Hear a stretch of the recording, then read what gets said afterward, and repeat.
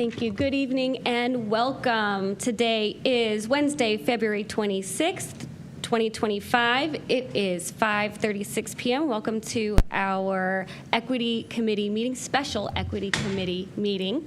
In attendance today, we have Equity Committee members, Member Hall, Member Sykes, and for me, Member Molnar. We also have our board president, Carla Jackson, and actually we have the whole board here. Member Harrison, Member Autry, Member Alexander, all of us. And then from administration, we have our Chief of Staff Carter, Superintendent Robinson, Mrs. Alexander, and Dr. Chapman.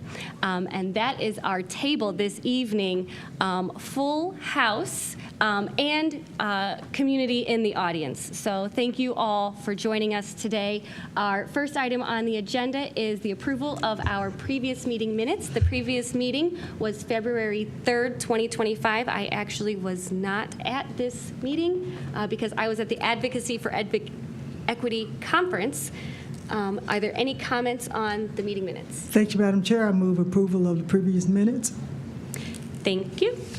And the next item on our agenda is public comment. We do have people signed up for public comment.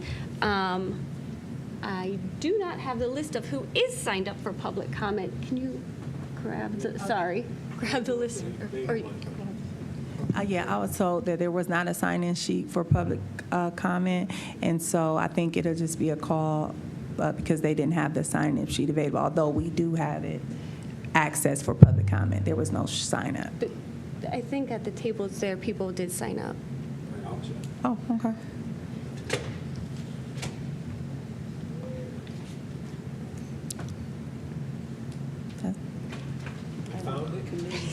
People.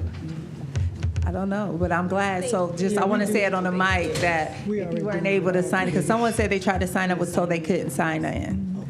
So we want to make sure that that's not I'm not sure. I just want to put that so they know we're not suppressing public comment. Yes. Because as I got up in between meetings, it was told that they tried to sign up and was not able to. So just so that you know. Okay, I will leave that option open. Of course, we have 3 people signed up for now, and then we can go from there if needed. The first person signed up is Megan Lugo.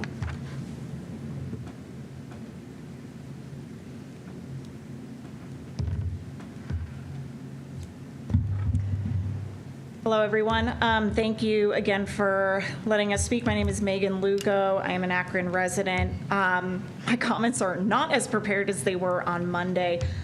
So I just want to echo, as I know that your inboxes often get flooded with an email that I believe I sent to all board members about the DEI language and the proposed removal of that language, as well as other related DEI I believe, positions and bodies within APS.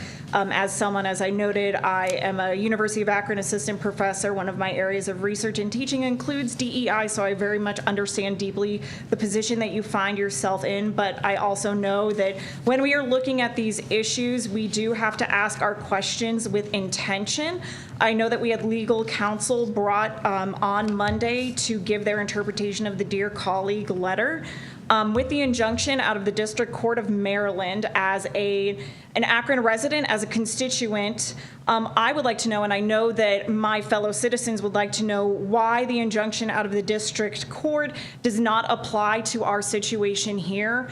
Akron residents are quite well informed, quite active, and they would like to know, why are we complying when it seems the District Court of Maryland has indicated that the Dear Colleague letter and Donald Trump's intention to remove federal funding is an act of executive overreach. So why must we comply in light of this injunction, as well as why must we comply when, as far as my fellow constituents, and I know Columbus isn't doing anything with their DEI work, Cleveland isn't doing anything, why Akron? Are we unique in our bylaws, or are we choosing to comply proactively?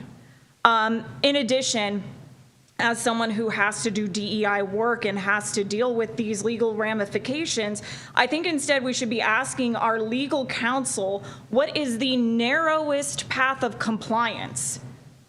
What is the bare minimum we must do to be compliant, instead of completely gutting what we have that ultimately is serving marginalized and underrepresented voices in our school district? Moreover, and this is the rabble-rousing revolutionary in me, I would urge you instead to ask legal counsel, how could we defend, if we are indeed found non-compliant, our non-compliance? As I said on Monday, our job is to have courage for our students. We are the adults in the room. They can't stand up for themselves. It's our job to do that. I understand that funding is threatened, but we also have an opportunity here to show courage in the face of, as what I said on Monday, is a sincere evil. Because the future path forward, should this administration succeed, is not one where we will have the opportunity to institute DEI policies. The future, should this administration succeed, is very clear. It's one where the majority of us are evicted from this country, put on work farms. I say that as someone with a mental health disability. It's very clear that that's where we're destined to go to. Put in prison, and otherwise removed and eradicated, not just from positions of power, but from society at large. We therefore have to fight now instead of delaying the fight till later, because there isn't going to be a later. The goal is to take our power now, so we have no chance to fight in the future. So I urge you, fight now. Ask not, why do we need to comply, but how can we comply narrowly? And if you have the courage to do so, how can we defend our non-compliance? As I said on Monday, and I say again tonight, our students deserve your courage. And as parents, we look to you for that courage as well. Thank you.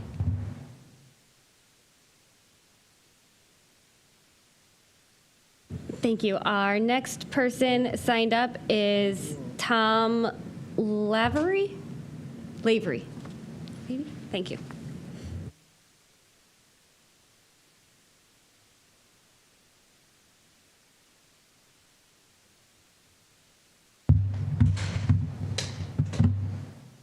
I'm not quite sure of the procedure on here. I just start talking and you have so many minutes or something like that, or what? Yes. So generally, we try to hold it at committee meetings to about 3 minutes. Okay. Thank you. Well, I read about this DEI fuss going on in the paper here, and it's too bad, really, that this isn't down in Florida with Governor DeSantis down there is trying to clean up this mess. And most of what the previous speaker said is a bunch of fiction. It's the job of this school district to educate kids. I mean, educate them, not propagandize them. And you figure another way of calling this DEI is delusion, exclusion, and indoctrination. It's going on pretty bad. The schools here, when I was much younger, had 50,000 kids in here, and they weren't doing too badly. Now there's apparently about only 20,000, and they're doing really bad. This school district, Akron, is the second worst in this whole Northeast County or section of Ohio. Cleveland schools are even worse. That's the worst ones. But it was reported in the papers about the various testing and so on.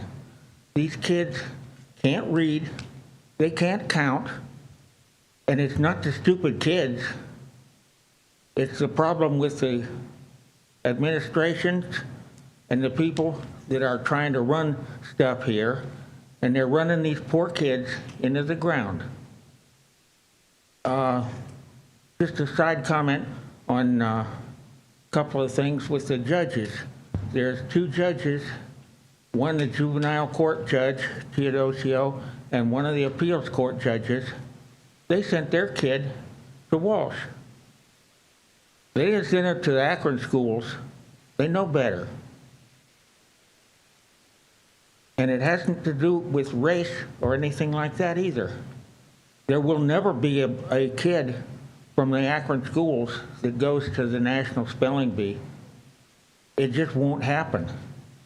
And it doesn't matter whether they're black or white or whatever. A few years ago, there was a black kid that was the regional spelling bee winner, went to Washington, D.C. That kid came from a private school in Worcester, not from Akron schools. And why are we so fussed about this DEI stuff? I can't figure it out. I read the stuff in the paper, like this one today, and a couple other stuff, and the big fuss is DEI, DEI. 10 years ago, nobody ever heard of DEI. But I helped educate a bunch of people, and I was helping with Project Learn and some other stuff. I can remember some guy who was a graduate of the Akron schools, and he was a bus driver. He had a 2nd grade reading level, but he graduated from the Akron schools. What are the teachers around here doing? They don't need to spend their time on this DEI garbage. Thank you. Thank you. The third person signed up is Cynthia Blake.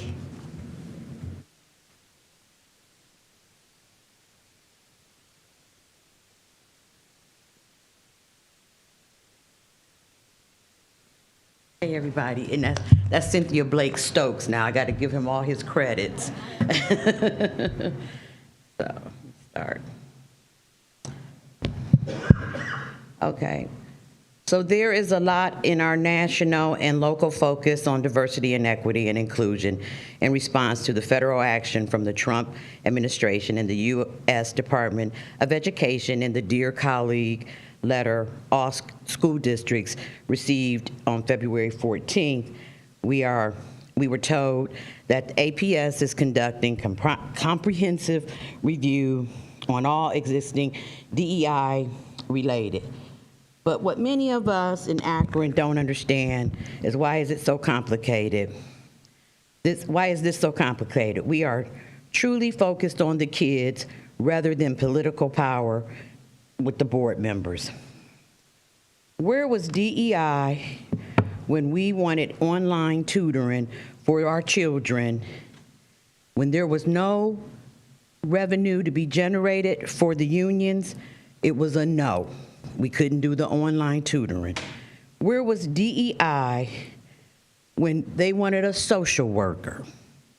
It was no, because there was no revenue for the union. When it didn't cost you guys anything, it was a no.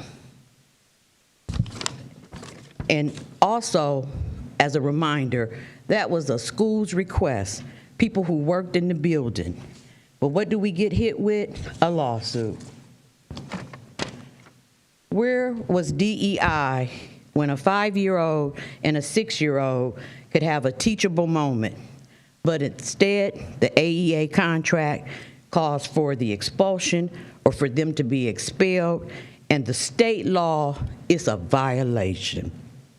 Where was DEI when 41% of the teachers are absent that you previously reported at one of your equity committee meetings? Where was DEI when the workforce for the Akron Public School teachers are 70% white and 48% of them don't live in the city? Where was DEI when, for a minority contractor, when I wake up in the morning on the west side to attend to business, I never see a minority contractor plowing? Where was DEI when former school board superintendent Christina Mack, had to work in a hostile environment created by former board president and former vice president. Only 3.8% of chief officers are African American when it comes to DEI. From most recent articles written in the newspaper, which I really don't read a lot, I got a phone call because they know I have no love for them. Yesterday, to sit up there to make it look like the two former executives that left here left as heroes, like we left because we were going to be retaliated against, making $179,000, and both of them are attorneys, or were still attorneys, I don't know. But to be reading, about Darian Johnson, and I hope you guys don't do anything to mess with him, and another employee writing an apology letter that they previously had sent about the superintendent. The continuations of some of these actions where you guys are orchestrating to get the superintendent fired or suspended and out of the building because you don't want him to be a part of the AEA contract has to stop. So let me get back to the DEA real quick, and I'll finish this on up and take it home. So right now, the colleague letter, we cannot jeopardize $85 million of the federal budget for Akron Public Schools, which I calculated comes maybe somewhere to 20%. The thing of DEI trying to make it seem like Akron isn't going to do the humanitarian thing to take care of our students is wrong. They will. They will still take care of our students. DEI has just been weaponized to be political. So just FO if we want to, and we're going to lose our funding, and it will not be because of the superintendent. The fight wasn't with APS that y'all had people coming down here. The fight was at the federal level, or take it to the State House. The fight isn't even with you guys. And last but not least, I wish I could do a public phone record request to see how many people are colluding and orchestrating the foolishness and chaos that goes on. Thank you. Thank you. And as President Jackson mentioned, there might be people who were not aware of the sign-in. So is there anyone else that would like to speak? Okay, thanks. I'm Ruth Hotchkiss. I'm a retired APS employee. I was actively involved in DEI. I was actively involved in DEI. I was a co-lead on the Akron APS Pride Employee Resource Group. I didn't prepare a speech, so I'm just going to speak from my heart. I'm a white woman, a white teacher who grew up in a white town. And Maya Angelou says, until you know better, once you know better, you do better. So I was able to open myself up first through, I'm not going to say first through, but I was a math coach at the Afrocentric school, Stewart Afrocentric, and I got to talk to the elders and listen to them. We shared a room together, and it became very apparent to me that I needed to know more. And what I thought I knew was not even close to what I needed to know. So when I became part of the DEI and the Employee Resource Group, it just broadened my horizons even more. And when we say DEI has become politicized, it has. But we need to remember as a district is that even if that policy is wiped off the books, it's how we live, our beliefs, our actions, and we have to get to know each other and see each other as assets and live our lives together versus against. But if you don't know better, you don't do better. And the work that the Equity Committee has done has really opened not just doors and windows, but it's taken the walls down to learn more and do better. So we just need to remember that that has to be part of who you are in your heart. So thank you. Thank you. And Are there any other community members who were not able to sign up that would like their minutes? Okay. Okay. Thank you. So moving on in our agenda, the purpose of the meeting today is that there were 6. There were 6 items on our full board agenda 2 days ago that were referred to committee, and so this is the committee that we are handling those. So they are on the agenda here exactly in the order that they were referred and brought to us. So the first item on the agenda was item 5.4, motion to add D Operations Committee to Board Policy 0155 committees. And so we will begin the discussion of that item now. And I will start with either administration brought it. So if administration would like to begin the discussion of their motion. I'm not sure, I should look into this, I should wait, but I would like to make an amendment to the agenda. So I don't know if that starts at the top or when we get to those items. I can't wait. I was just going to make an amendment to the agenda, so I don't know if you want to go through each one to amend it. It's not to the end, but you want to wait till you get to, okay.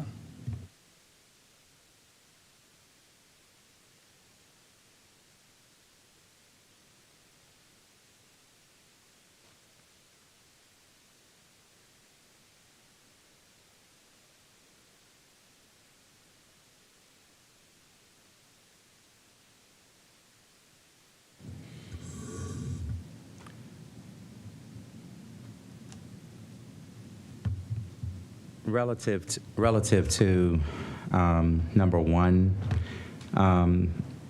that was just a recommendation of, are you talking about the name of the committee?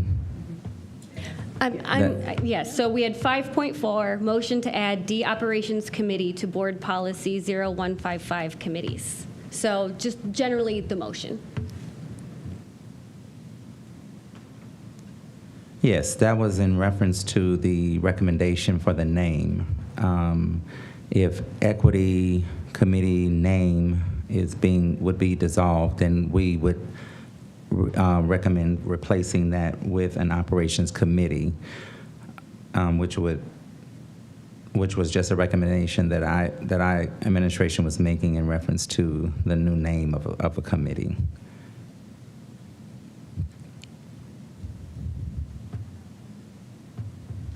President Jackson. Thank you, Madam Chair. I think because I referred these to committees, I think that's why you looked at me, so the recommendation came from me because I referred them back to committee.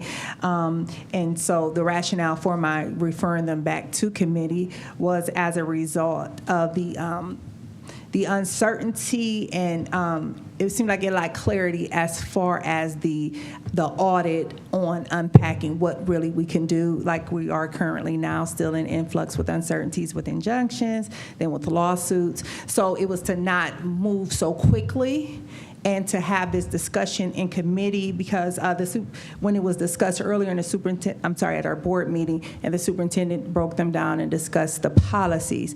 The reason for it was that I referred it back to committee is for the committee to discuss the policies and really basically a DEI audit of the policies just for considerations, without even whether we move forward or not, even if we don't decide to repeal these policies or not. So the discussion is had with fidelity, so that if we find ourselves in any situation, I think as a community member so well said it, that we're still able to go forth and do the work.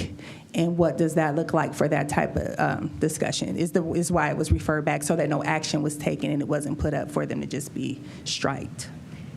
I appreciate that, and the background is also helpful, especially if there are people who are tuning in for the first time. But I definitely wanted, since it was administration who brought the motions to the board, I wanted to make sure administration had a voice and had an opportunity to explain to the board, since as a board and as a committee we've never had this discussion, to give that rationale, and then from that we can have something to discuss.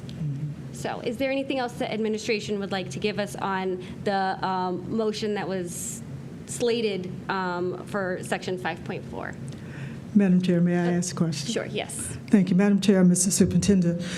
You mentioned that you wanted to change the name from equity to operations, and I'm wondering what brought you to this particular name, operations, as opposed to some other name for the committee, or why not keep it as equity? So I read where you. The press release I saw said that you had gone through meticulous process in determining that we should be at this point. So what was it that make you think that the committee should be called operations? I don't determine the name of committees. That was a recommendation that I was making, that if we had to do away with and repeal the name of Equity Committee, then we could use an operations committee, which would allow us to still bring forth like the building projects that we have going on right now. A lot of the things that we're doing in terms of that's on the operations side, that those discussions could come through that operations committee.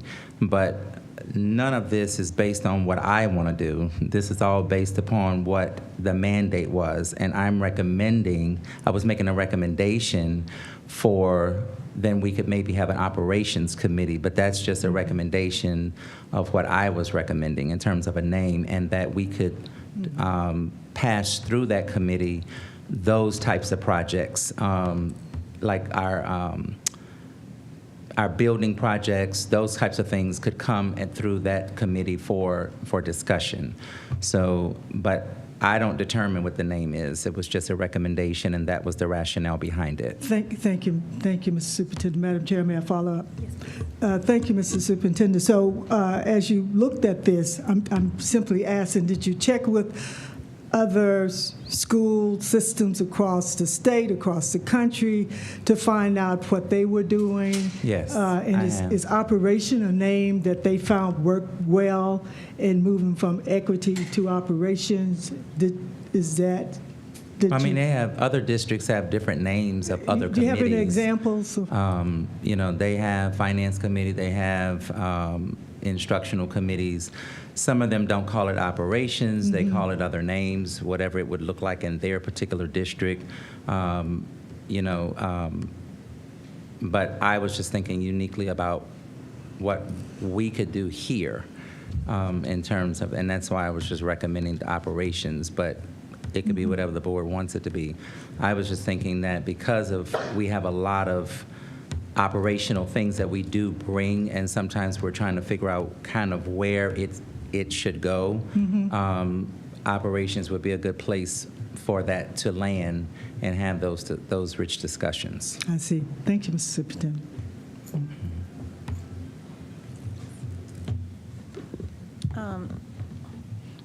Madam Chair, thank you for recognizing me. I have a question for maybe Dr. Chapman could answer. Yeah, I think probably Dr. Chapman. So as I understood, as far as this work that this district has done with equity, and this committee at one point was called Closing the Achievement Gap, and because we had a previous board president that was an expert in equity and took on work, like a lot of that deep diving, as I understand is how it was shared with me, the work to build out the committee, to build out the policies, that Akron really, as I understand, and this is what I want you to clear up, has been like a leader in this type of work, almost. And I'm not saying this because I'm at Akron, so if people seeing this, don't send me nothing in the email if it's not correct. But that we're forerunners with this type of work, with this committee, with the position that Dr. N.J. Akbar created. That it kind of put us in a different position as a district, as far as being a model for the work. So that, because as I was looking, I didn't see anyone as multifaceted or intrinsic as our committee, and like that we're like a model, so that we wouldn't have, that we are the reference point for this. Would that be like a correct statement, or can you give me some insight on that, please? Thank you. That would be correct. Okay. Mr. Alexander brought an equity committee in 2017 to the board that provided working definitions around DEI, which we then took and applied to all work. And so the one thing that's really important to consider is when the racial equity policy was created by Dr. Akbar, he went a step further to ensure that there was a comprehensive, deep dive look across all facets of the district so that the way we work, the way we investigate, examine our practices and processes could apply no matter which part of the system that we're talking about. And it looks different depending on the work that we're engaged in any point in time. May I have a follow-up, Madam Chair? Thank you so much, Dr. Chapman. And Mr. Alexander, beg my pardon and respect due. So I want to definitely acknowledge you for that work. But that's what I was getting, because I was trying to research, that's what I do, like best practice, comparable.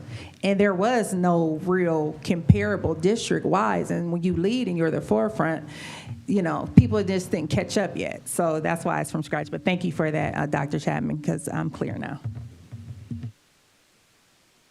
Madam Chair, so just to sum up this one, so the administration is not necessarily wedded to this word operation. So the name could be something other than equity and doesn't have to be operation. Okay, that's all. Thank you. And also for clarity, because there are so many items here and there are items that are intertwined here. As a reminder, what we're discussing right now is the work of the committee, this committee, which is related to policy, which is related to department, but right now just the committee. And so the committee itself, as I heard from Dr. Chapman, examined no matter which part of the system. And that was a critical aspect of the work of this committee, which is why this committee, as I look through, in preparation for today, some of the work that this committee has done over the past few months. So there's been a lot of talk about sports and sports facilities. We have student referees and getting paid to be referees. We have in June, we talked about cost breakdowns related to the cornerstones, family and community engagement across the district. In March of '24, creating sense of belonging, and last February, this time last year, we were talking about a portrait of a culture responsive educator. So optimism, creativity, adaptability. All of those things. And so it really is a high arching view of things. And the community learning centers. And the community learning centers, thank you. Yes, the community learning centers. The work that is available to everyone in our city, not just our students, not just the families that are enrolled in the district, but the access to all of the taxpayers in our city. So all of this work. So with that in mind, is there further discussion on this topic about the name of the committee? Yes. Thank you, Madam Chair. So in terms of this particular item, the name of the committee, I understand that this is if we were to scrap all of our DEI stuff. So if that unfortunate thing were to happen, I would be okay with the naming of this committee as operations, but I do not support scrapping it. Period. Thank you, Member Autry. Is there any other discussion on this topic? Yes. Thank you, Madam Chair. I just think For this, like, the name was offered, was a suggestion by the superintendent, but as we understand, we talked before, these committees are board committees, and so it may be good for board members or the committee chair, co-chair, and those are part of the committee, maybe to get a list of names, and then as you hash it out, because when I'm talking about the audit of the policies of the name, that was my goal when I said it should come to committee, that when you see something like this name, then the discussion is, okay, then we need to think of a couple of names that are universal, that the work is still being done, like our community. I know I keep referencing back to our community member, but I think she set it up excellently as far as, and when Dr. Chapman talked about everything being interwoven, excuse me, thank you, ma'am, into all the work that we do, it's just best practices. Without us, if I didn't even say diversity, equity, and inclusion, we could speak to best practices and what works and what's measurable.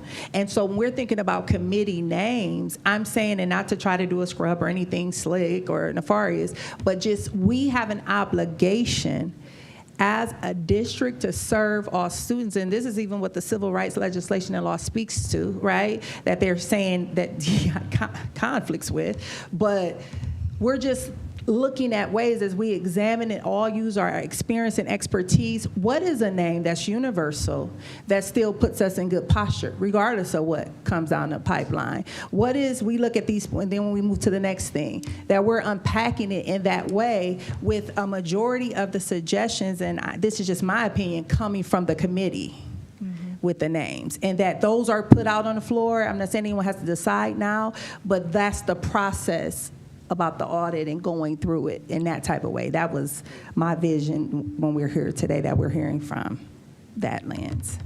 So we just had the operations was the only option that I heard. So I just didn't want to, I heard you respectfully, Ms. Autry, say that operations was good, but I was just curious, like, is no one else playing with anything? Just Madam Chair, let me just say that I just wanted to wait and just kind of hear what everyone said on the committee, because names are, when I think about a name and diversity, inclusion, equity, I think about it from my standpoint as a Black woman. And I look at my great-grandmother only wanted to be called Negro because she thought that was respectful for her.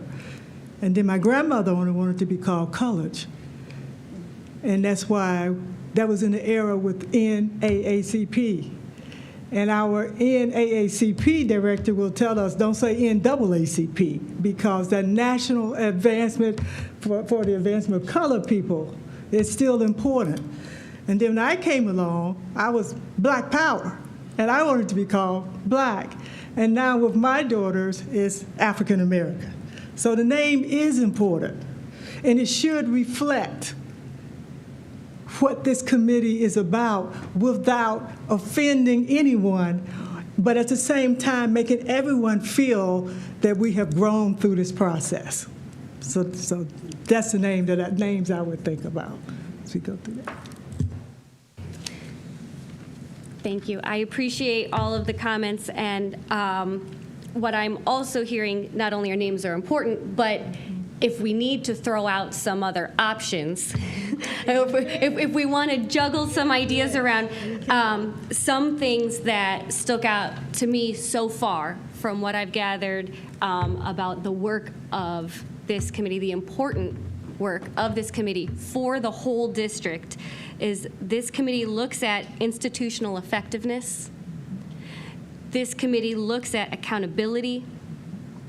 This committee looks at strategic alignment. This committee looks at access oversight.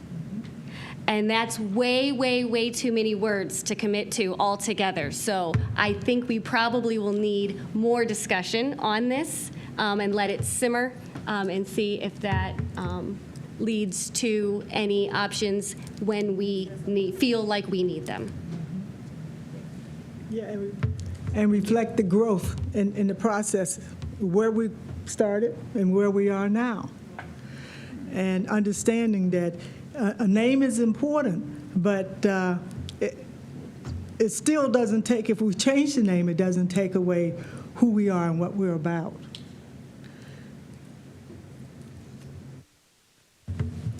Thank you for the robust discussion. The next item on our agenda was item from our previous meeting. Item 5.5 was the motion to repeal Board Policy 2260.04, equity policy. And so because this was a recommendation coming from administration, I will let administration first explain to us their recommendation. For 5.5, 5.6, and 5.7, let me be very clear. I am not repealing anything. I am just trying to follow legal guidance so that we do what we're supposed to do. So I don't want this to be made to seem as though the superintendent is asking to repeal these because he doesn't want to do the DEI work. I'm very much in support of it. It's one of the things that drew me to this district. But I'm caught in a crossfire of knowing what is meaningful to us and what the integrity of the work that I certainly appreciate that has been done and is still being done, and as opposed to how do I follow and comply, because either way, people will say what they're going to say.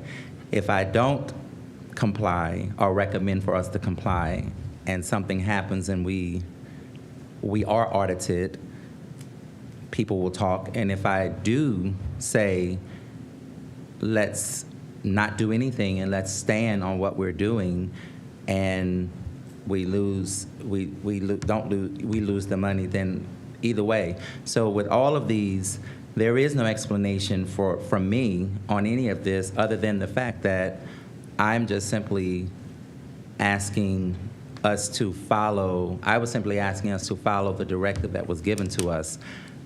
So I don't have anything in terms of the getting into the meat of these policies in any way, shape, form, or fashion. I made the recommendation to the board, and that was based on our legal recommendations, the advice that was provided to us, because we are supposed to have a deadline of February the 28th. So that's the reason I brought that recommendation to the board. Madam Chair. Thank you, yes. So, does all committee members and board members have a copy of the policy? So I copied off one myself so I could have it. So I would suggest that we look at the policy and see what it says. And I'm hoping that we can discuss what words within the policy that we find does not work, that we perhaps can amend, can change, and go from that way. So the equity policy says the Board of Education and the Akron Public Schools system is committed to preparing each child for success. We believe that every student, parent, guardian, and staff member brings their own personal background and experiences into our schools, and we are rich for it. Each of them has a legitimate expectation to have a barrier-free learning environment. I mean, it's a great line. So period. So any problem with that? Yeah. So that's a period. I'm sorry. Yeah, I mean, let's get excited now. Yeah. Me too. We're doing the work. Yeah. We're making it work, and we still want to serve the community. Yes, yeah. That's a great thing, because this is very important what Member Sykes just read. So let's go, period. The reason why it's so important, because if you look at the civil rights language that we are that the equity is being challenged with, it mirrors this. Mm-hmm. This part where we start the period, right? Mm-hmm. Right. Where she stopped at, it mirrors saying that every child, no matter, don't separate, should get this here, what we're saying we're going to do. So again, as Member Sykes wonderfully set up when she went from Negro to colored to black to African American, members of the board and of education, Akron School Board, all employees, the question that we are presented with, the challenge on today, as we stop at that period, because we're going to have to go further and some stuff might have to get chopped. That's right. Is the name equity policy. Is everybody tracking with me now? Those words I am saying fit into that where she stopped that period before everybody be emailing me and stuff, is aligned with the language and because I looked at this earlier in the Dear Colleague letter about what the challenge of the civil rights law, what they're saying that DEI violates. So exactly, this is why I put this in committee to do this right here, what we're doing. What I'm saying is, off top, the question becomes access oversight policy, possibly whatever the names you guys throw out. You understand? Other than equity policy, because just off the name equity now, okay, it's being challenged off of that name, but when you start to break it down at the period, it's legit to stand as is at the period. So I just wanted to say that part because I got excited. I'm like, see, yeah, this is the thing, this legit. Yeah. And we already have this. So we know this at that period is good. And I'm saying this because I asked the question, like, what did the audit, did y'all get together? Did people sit and break down what was striked, what was not? And when you see some stuff align with current law, under the Civil Rights Act, current law, it aligns. Some of our things go just like this. And it is somewhere, okay, this section has to go because it starts to identify and isolate certain groups and certain people. That's what they're talking. Okay, we can, and still do the work with fidelity. So, right? exactly. So yes, and so what I would continue to say, if we look at these last lines here, now this is where we probably do want to strike. When we talk race, ethnicity, class, socioeconomics, gender identity, sexual orientation, diverse language, fluency, religion, and physics. I don't know about physical ability, but maybe those are the things we want to strike. And then the last line there where it talks about the presence of diverse participants, we may want all participants, or just stop at period. Just stop at period. And then move on to the second line to see if there's something in that line, and which says the board believes that the responsibility for student success is broadly shared by district staff, families, communities, and our student-owned efforts. Who disagrees with that? And I would only say that the board believes that the responsibilities for students' success, no, that's right, yeah, I would add anything, and I would say period. And then move on to the next line.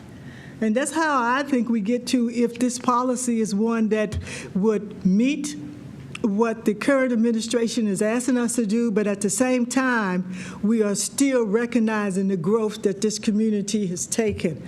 That we don't have to name these items in here to understand that when we say all, we want all of these individuals to be able to be treated fairly.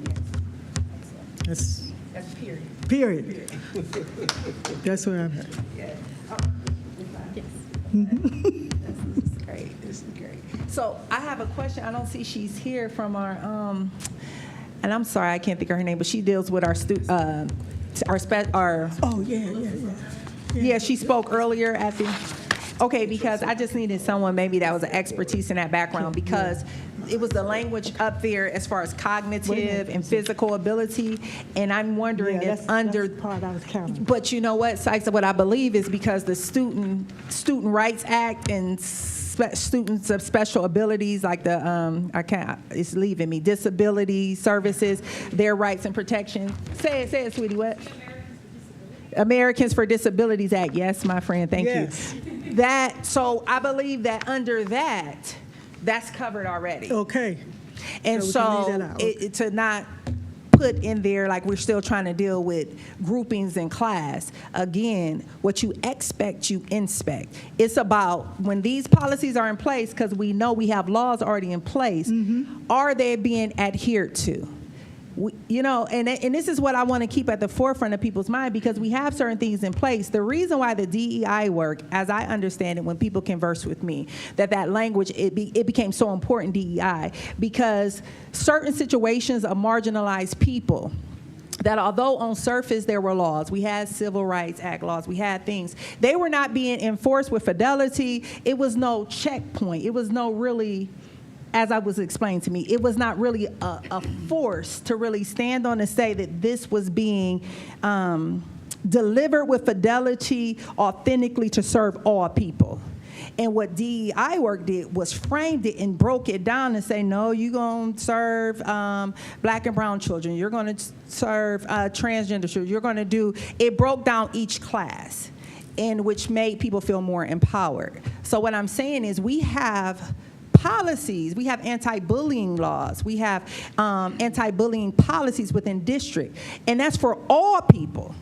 But if it's not being enforced, if I'm different, if I'm poor, if I'm black, if I'm brown, if I'm transgender, if I'm just quirky and different, if I'm poor, you know, if I got good weave or not good weave, and I'm being picked on, what is my process and who's fighting for me? The Bullying Act and law says that that's supposed, you have an advocate. But if people are not enforcing these and no one's checking it, there's no oversight, it don't matter what you call it if the work is not being done. So I think that's the fidelity that we need to think about when we're breaking this down. Where can this be moved at? We have the Acts for Americans with Disabilities. Okay, so we know that that will be covered there. Yeah. But are we checking it? Is that student who have this learning disability in the class, are they being supported?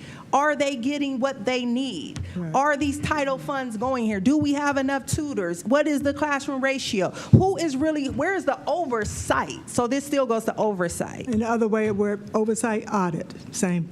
Yeah. Who's auditing this? Who's doing, so I think it gets down to that type of in the weeds we need to get to. We can get rid of some of these names. So I just want to give an example of, it's clear that you took so much patience and time and thoughtfulness in coming up with this policy. The words are just beautiful, they really are. And so just, if we just can just move some of them, extract a few of them, if we can still keep the intent and the meaning of those without actually putting those words out there and doing the work that you had intended this board to be about. This community says this is what we want. So that's you know, I don't know if we want to go line by line how you want to do this. I'm ready to go line by line if you want to do it.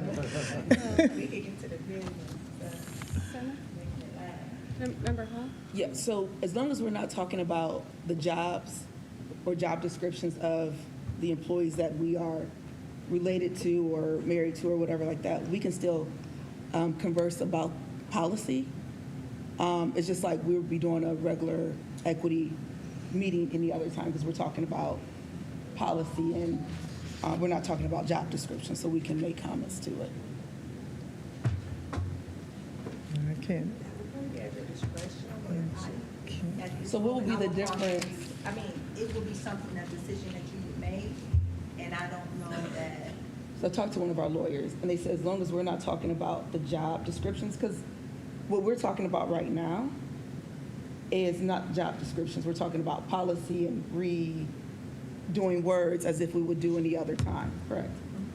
Like, so if this was an actual equity board meeting, we'll be talking about this anyways, right? Rewording and things like that. So one of the lawyers said that as long as we're not talking about the jobs, we're not in that discussion, but we're able to talk about policy. So I just wanted to let Bruce and Harrison know that too. No, not yet. No, not yet. Before we move on, I do want to let community members both on YouTube and here live with us know that all of our policies are in board docs, because I know some people are starting to look. So there's a whole policy section, and so any of this, the current policy can be viewed. As we go line by line, that might not be the same. You might want to see what we have going on the screen in real time here. But in case you'd like to look ahead or see anything, all of our policies are always on board docs. Yeah, I would just the final line there says, learning and work environments are enriched and improved by the contributions, perspective, and very presence of diverse participants. And all we may need to do is just say by the very presence of all participants. Can you highlight And audience, you can. I love to highlight it. Oh, you do? Oh, okay. Yeah, yeah. And so if we go into the next line, it says the board believes that the responsibility for student success is broadly shared by district staff, families, our communities, and our students' own effort. So there I would just say period, because then it gets into embracing the diversity of our district. So maybe we don't want to use that word. And just stop there. Then it says the Akron Public School mission is to prepare each child for success, period. And then to move to the next line, we eliminate each child or all children for success. And then therefore the board established the following course of action. And then it lays out A, B, C, D, E, F, G, and if we want to go through each one of those, and those are just 2 lines each, Madam Chair. If we want to just read those and see where we would make changes to make sure that it fits in to say that we are looking at all, as opposed to calling out any particular group of people. Thank you. Member Harrison. Yes, I just want to state I appreciate Member Hall. I'm at the table, but I'm not involved in the discussion. I just want to put that on the record. Thank you, Member Harrison. And as we, Dr. Chapman, thank you for getting our track changes happening up there. I will stall for a couple of seconds while you catch up to where we have been in the discussion, just so we have clarity on these track changes. I might even turn around a couple times. Well, I would just say while we're stalling that first A talks about adopting working definition for diversity, equity, inclusion, and I think that we would not do that. And so that would just be a line that we would just eliminate, just strike. Oh, that's right. That's right, I forget. Okay. And Dr. Chapman, also, I see orange and yellow. Is there significance to? Okay. Just the color. Okay. Okay. So maybe the A becomes the B that says commit to ensuring that fairness. Let's leave out equity and inclusion. Let's leave that out. To say fairness is a principle of our school system, fully integrating this principle into all of our policies, program, operation practices, hiring practices, and faculty assignments. Just say the word fair. Yep. Yeah. Commit to ensuring that fairness. Yeah. That fairness is an essential principle of our school system. Fairness. And what letter are we on? B. We're on B, that will become A, because A we will just eliminate. Because A talks about adopting the working definition, which we want to. She did that. So now she's on new A. Yes, so you are on new A, and in new A, it's commit to ensuring that fairness is an essential principle. Yeah, and essential principle, yeah.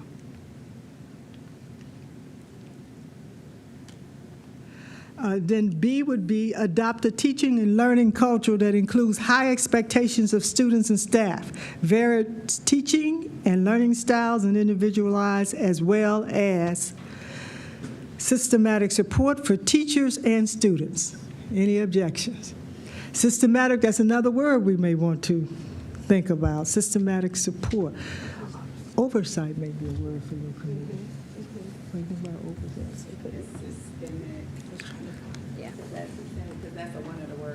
Is that one of the words we want to? Do we want to take that out?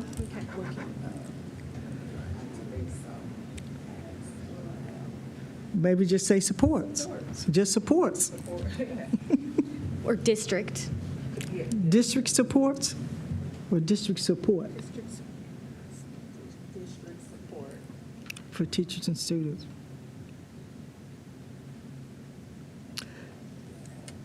That would be B. Yeah. C would be create multiple learning pathways that widen access to educational opportunities and lifelong success. Anybody disagree? Says nothing about race, sexual orientation, nothing. D, provide high quality, that says culture, we will eliminate that word, culturally, relevant and responsive curricula for all students and teachers, regardless of learning site. I'm I don't. What does learning site imply? I don't think that I would leave the word responsive in there. But relevant, yes. But responsive, no. Okay, relevant but not, okay. Did you get that, Dr. Chapman? Yeah, I did hear it. I do think that when we also talk about responsive, we're talking about being responsive for all children. I understand. But I would not want someone to take, because the word culture, responsive is usually associated in curriculum with culturally responsive. I wouldn't want that to be something that somebody would question. But you can say provide high quality, relevant curricular for all students. So you're still saying all students there, and teachers regardless of learning styles. Eliminate district barriers that perpetuate. Well, I would eliminate district barriers that would. Wait a minute. Eliminate district barriers that would.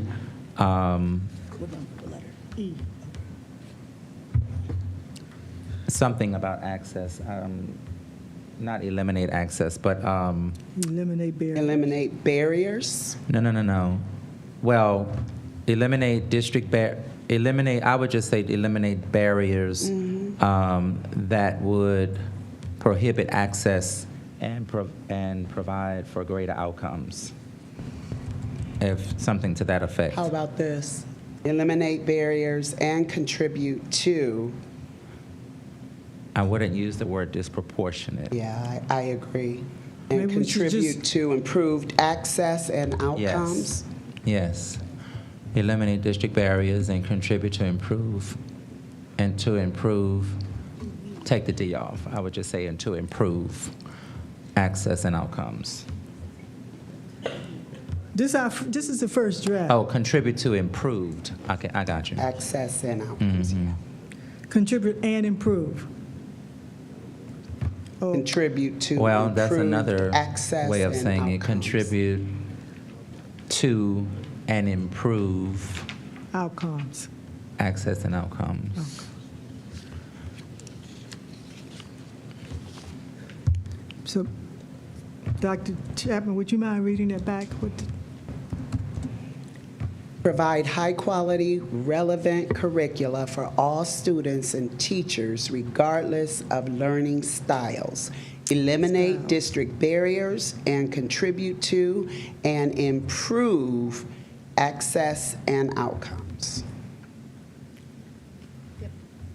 Is it and improve or to improve access? It initially said contribute to improved access and outcomes. Okay. Now we're saying and contribute to and improve access and outcomes. Was that what you said, Dr. Roberts? Okay.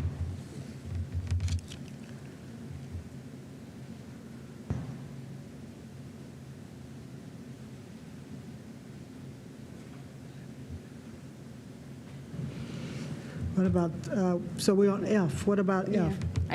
I think F can stay. I don't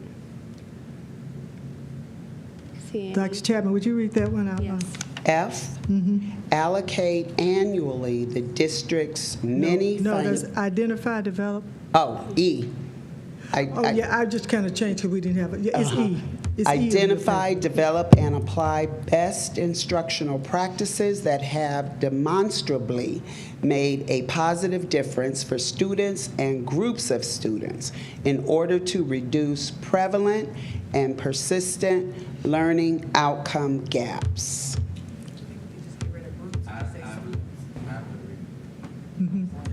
I would remove the groups of students. It does make sense to have it in there, especially when we're talking about our subgroups. Okay.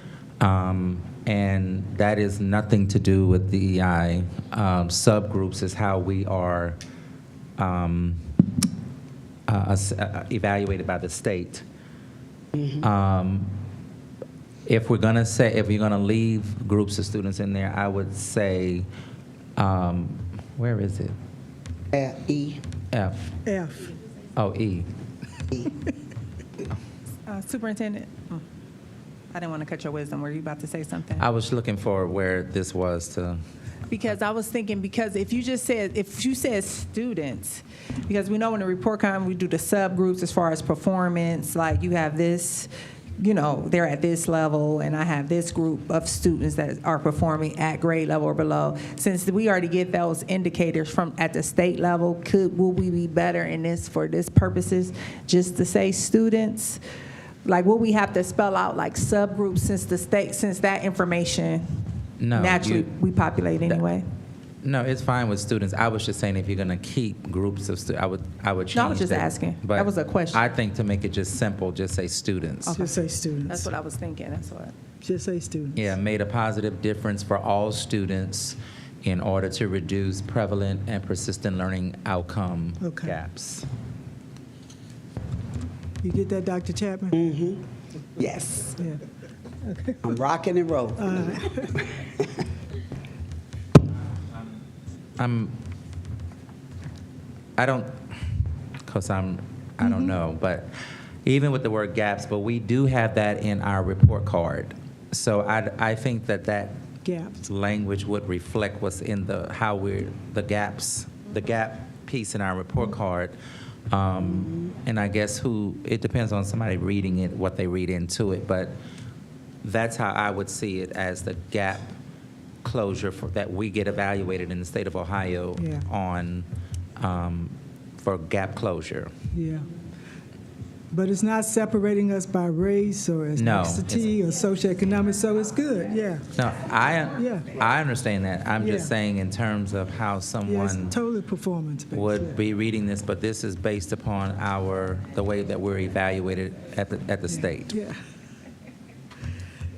So the last one, I don't think anybody, could you read that one? That was dealing F. with financial.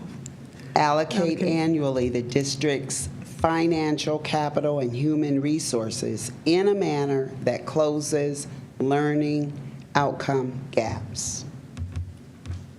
Any objection? All right. G, or we? Facilitate access to co-curricular and extracurricular activities. I don't have that. Enrichment opportunities for all students. And take away. I don't have that. Equitable, and then at the end put for. Okay, for some reason, I didn't copy H. You didn't copy. So could you read? We Yes, don't I'll read have it. that. Facilitate access to co-curricular and extracurricular activities, social services, tutoring, and enrichment opportunities for all students. Okay. So, any problem, Superintendent? Nope. We just took out No. equitable and added for all students at the end. Yeah, That's all change. okay. Yep. And there is an H.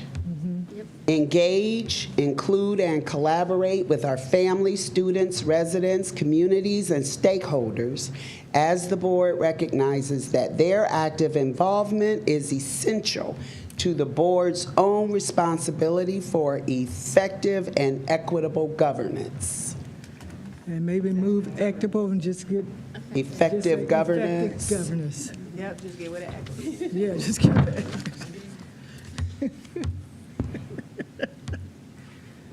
Okay. And then that paragraph, could you read that?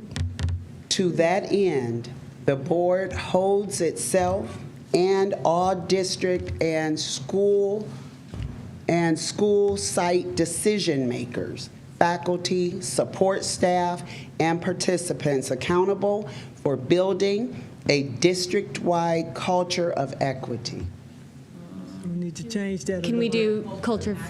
Accountability. Culture of accountability. Or supporting all students? I A would say district-wide culture of supporting all students? Or accountability? You could say a district-wide culture, something for accountability for all students. Accountability for all students. Or accountability of student support? Yeah. Of A accountability. district-wide. And accountability.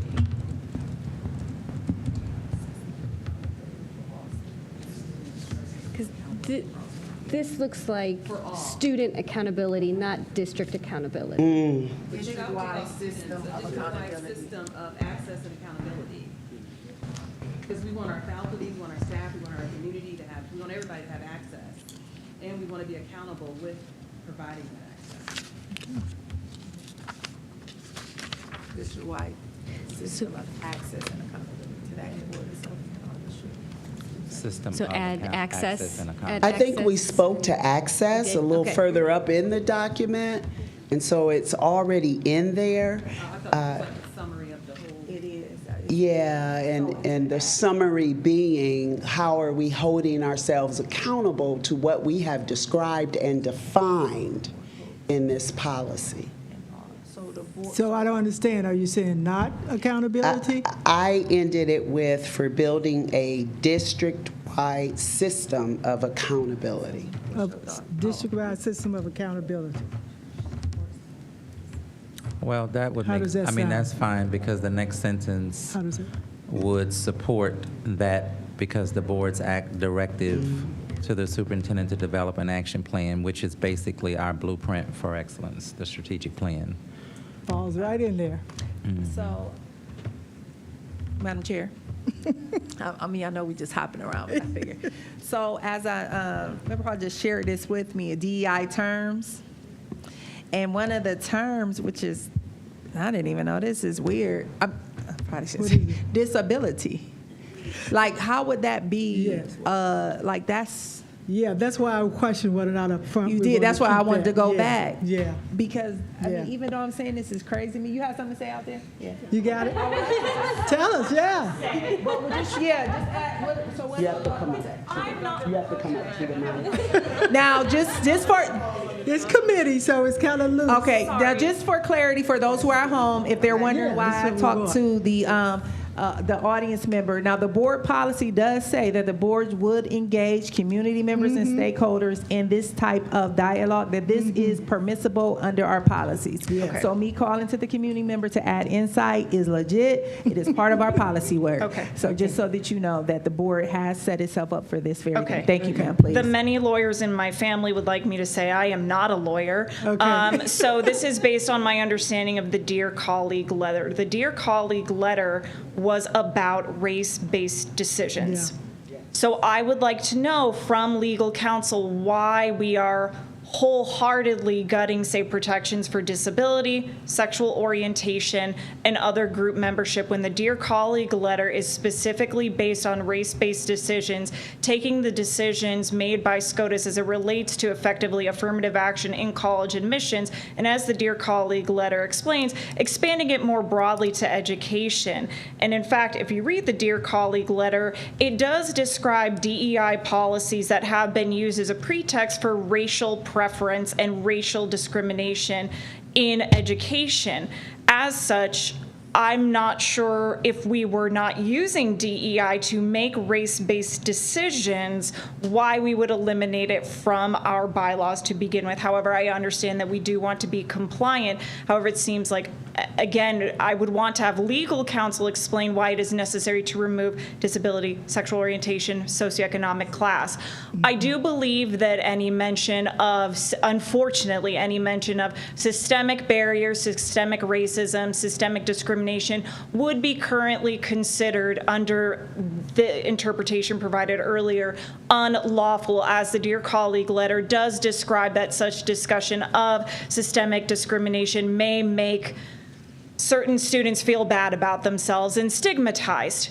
So we must remove them from our education.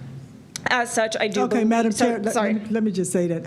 We have read the Dear Colleague letter, and we do understand what you're saying, but this is our first draft. Okay. And just because we're taking some things out, we will talk to the lawyers. We will talk to them, and we may put some things back in, but just kind of bear with us, please. Yeah, sorry. Thank you for and allowing me to we speak. are very sensitive to everything that you're saying. Thank very, you. very sensitive. Also, it hurts my heart, quite frankly. And a recommendation to for have to do committee this. name could be engagement. That may or may not be what we renamed our diversity. What did you rename it? Engagement. It was Student Engagement Committee. Just engagement, but just engagement. That's what we said, because ultimately our goal was to engage our students, faculty, and staff. So, Okay. thank you all. All right. Okay.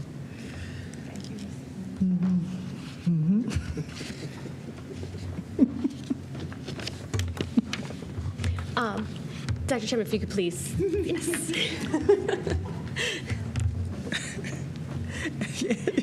Thank you. We're so close. We're staffing this committee. Yeah. On the work. Okay, this is where we are. Dr. Robinson was speaking to the second sentence in the last paragraph. Oh, no, I was saying That I was works. saying that the sentence before it made sense because it went into the next sentence where the board directs the superintendent to develop an action plan. I was just saying that that's our blueprint for excellence and measurable standards and procedures that can assess and report transparency to the public. I wouldn't change that, but the Akron Public Schools equity plan, I probably would take that out. Because our blueprint is submitted to the board annually and for board approval, and its subsequent implementation. So I would say the Akron Public Schools Blueprint for Excellence strategic plan will be submitted annually to the board, which encompasses that. Okay. So do we want Akron Public Schools strategic plan or just plan? I don't think you want to Whatever you name say. it specifically. If it's a policy, it's just Yeah, plan. just a So plan. the policy could outlive a new strategic plan. Okay.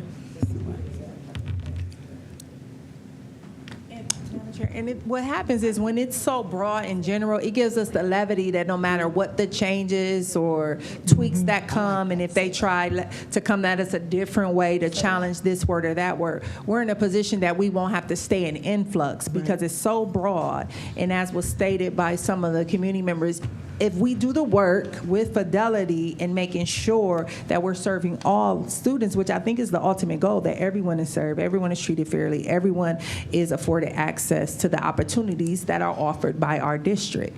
And again, that's where the oversight is important, and us really putting legs to things and using our two employees to help push the vision in the district. And what community members tell us, what our teachers tell us, is just really having action steps when things come that compromises or challenges this. Like, what is the system? Yes, ma'am. Miss. Oh, well, I'm not the chair. You got to talk to me. Ms. Carter, thank you. Oh, I was going to suggest maybe we could put the Akron Public Schools accountability plan. I mean, because this whole paragraph is about accountability.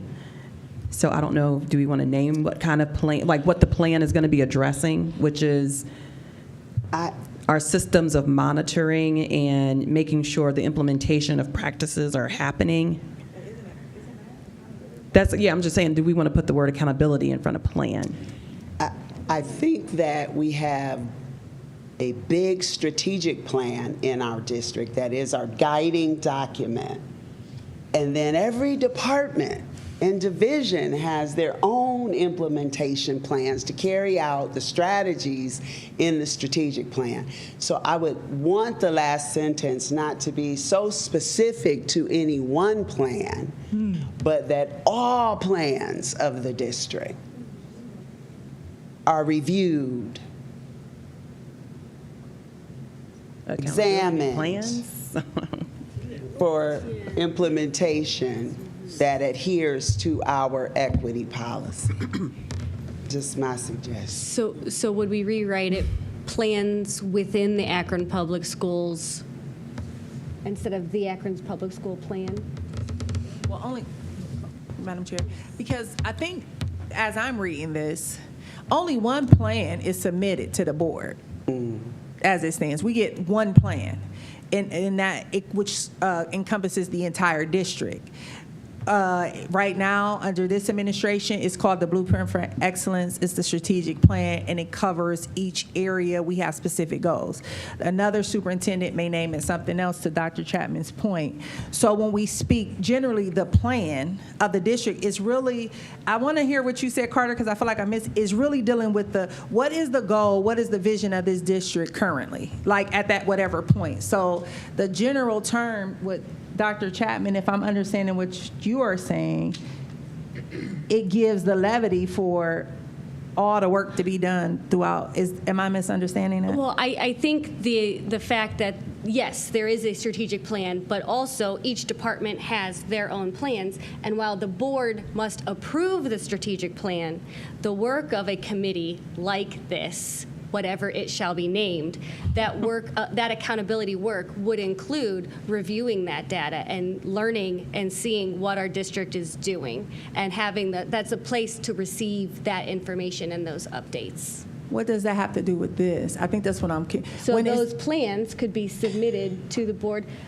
Because the plan, if I'm by all departments. Okay. the strategic plan drives the work of all the work, and so it covers every department. Dr. Chapman, because I added the word strategic plan. Will that work? I was fine with just plan like you had it before, but I don't know if because when it's getting specific to the point that you just made is what I'm trying to home in on. You made a point to keep it, which I agree with. I'm just one of is that if it's general, then it doesn't, even if administrations change, whatever, the strategic, who knows what how language is going now. But the work is still the work. The board drives, we approve whatever the plan is going to be. And to Member Molnar's point, that's why I'm trying to make sure I'm understanding correctly.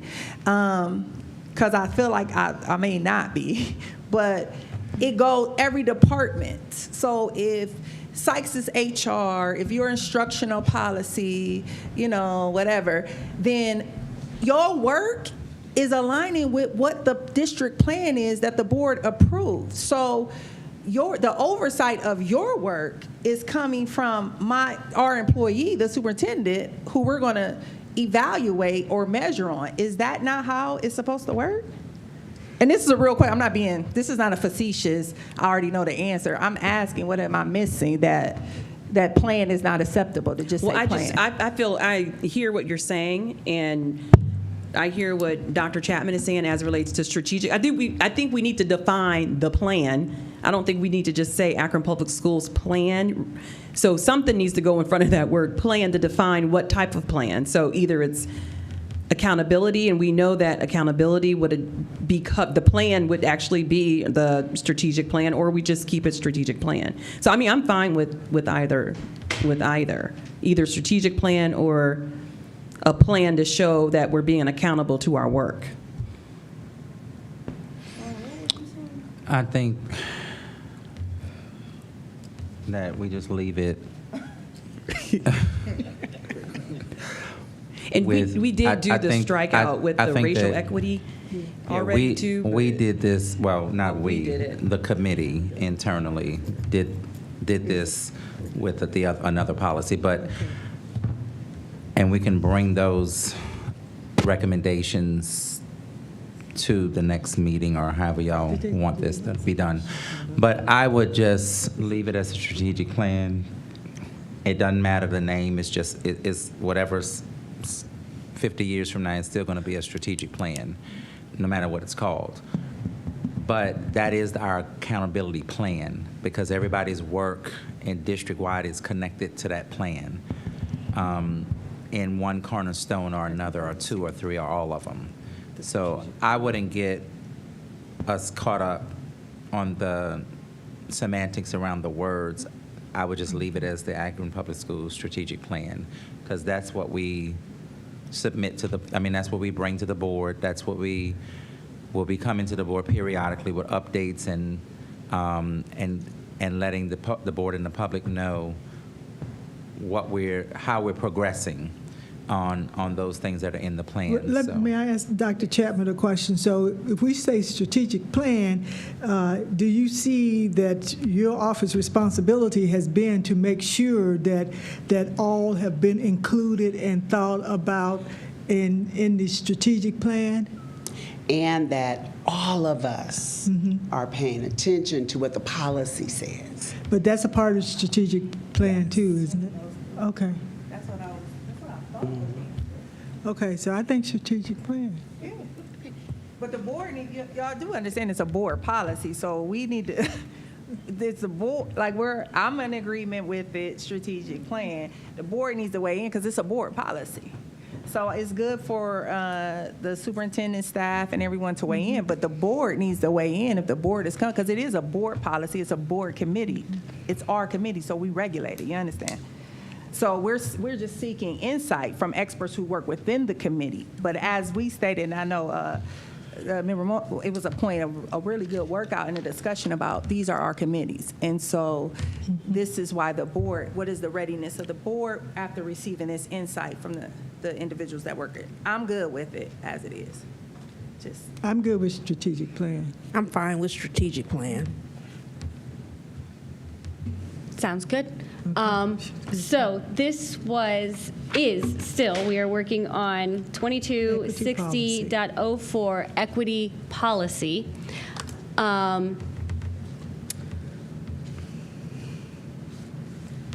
Is there anything else that we need to discuss on the equity policy at this time? Yeah, the possible name. Oh, instead of equity policy. Okay. Someone said something earlier. What's you want? I can't remember. I thought I just wrote down the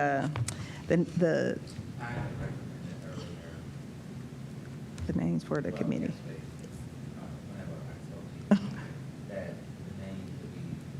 Can you talk in the mic, superintendent? Make sure your mic's on.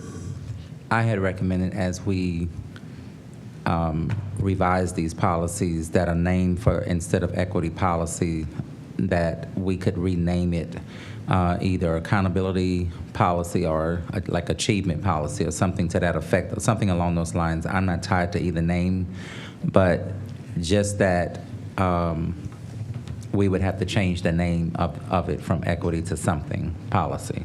Yeah. Member Hall just bring it to our attention, and she looked up that, believe it or not, accountability is one of those words too. That's supposed to be a red flag for DEI. Yeah, that's what Hall had. That's crazy. Yeah.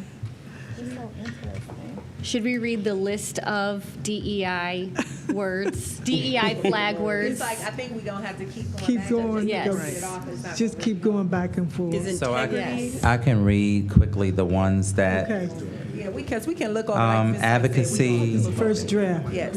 Advocacy, anti-racist, barrier, so we may have to consider using a different word than barrier. Oh, And then just a reminder, sorry not to cut you, but as Ms. Sykes said, this is a first draft. This is a draft. So we're just doing like kind of like some basic things here, like on surface, and then we'll know we'll have to, re-scrub it again. But this is so that we know that these things are still on the books, that we're not 86ing and it's gone. We made some edits, we made some changes. It's still our policy.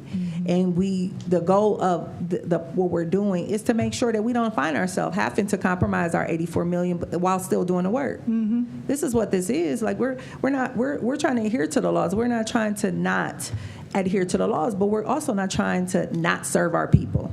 who were, so this is just a draft, and I think we're on to a good start. But like we understand it's a first draft, and these little words here, which is going to be a lot of words to take out. We see it's popping up, but I think we can go to the next policy and start to break it down because it, just be respectful of everyone's time. Thank you. And I appreciate all of this conversation, and I appreciate the time and the work that we're putting into this, and I think it demonstrates to our community how important this is to us, not just this work, but also transparency. Are we doing this perfectly right now? Probably not, but we cannot be doing this any more transparently than we are. We are trying to do our best for everyone, so please at least give us that. So with that, before we end the conversation on the first draft edits of this policy, what is the will of the committee as in regards to the current status of this first draft? How will we share this draft with the board, this working document with the board? Are there thoughts? I think you know how we go through like first read and because we know it's a draft, so the whole board is here, so it's shared with us all. Like we all here now, so I don't know. I was just going to say institutional effectiveness for the policy name. That was something someone threw out there. Institutional effectiveness. I'm not sure whose name that was, but for this policy name, because that seems like because it's threaded through and all the work that would be a good name for this policy. This specific policy. I just have a suggestion. But I like systemic responsibility, but I like, what is it, institutional? Yeah, I think systemic is one of those words we want to kind of stay away from? Yes. So yeah, so I don't know whose it was, but institutional effectiveness is the what I said. Which could be a name for this here policy. Dr. Chapman, for this policy, institutional effectiveness.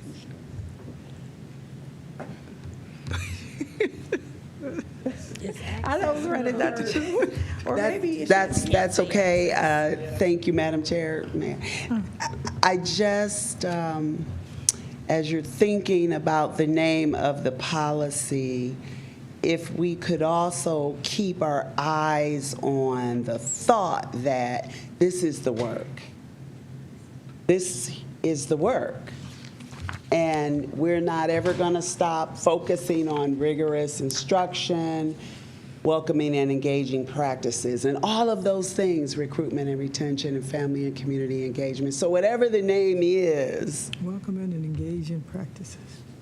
Comprehensive enough. Can we have as a draft comprehensive education practices? We got that. I think we got it. For the policy? Instead of institutional effectiveness, comprehensive educational draft policy for this one policy? Is that what you're saying, or the whole draft as we're working on it? Yes. So okay, yeah. I see what you're saying. These are our comprehensive educational practices, as I take it from. Oh, okay. You're saying under the root of the draft of the work, like all of these three policies. Is that what you're saying? I'm trying to understand. Are you saying that we're saying this body of work as we're working on the draft that it's going to be saved under comprehensive educational? I'm sorry. I think you said comprehensive. Right. Well, that was the title of the document that Dr. Chapman just pulled up. The work is the comprehensive educational practices. Oh. Okay, where'd that come from? Because this is a work, the breakdown of the work. That's like right. Can we get back to it? Yeah, Come back to it. yeah. Okay. And not make a decision right now. So we can have more than one name to choose from. Mm-hmm. Institutional effectiveness should be one. Comprehensive should be another. And so could we just make note of that, Dr. Chapman,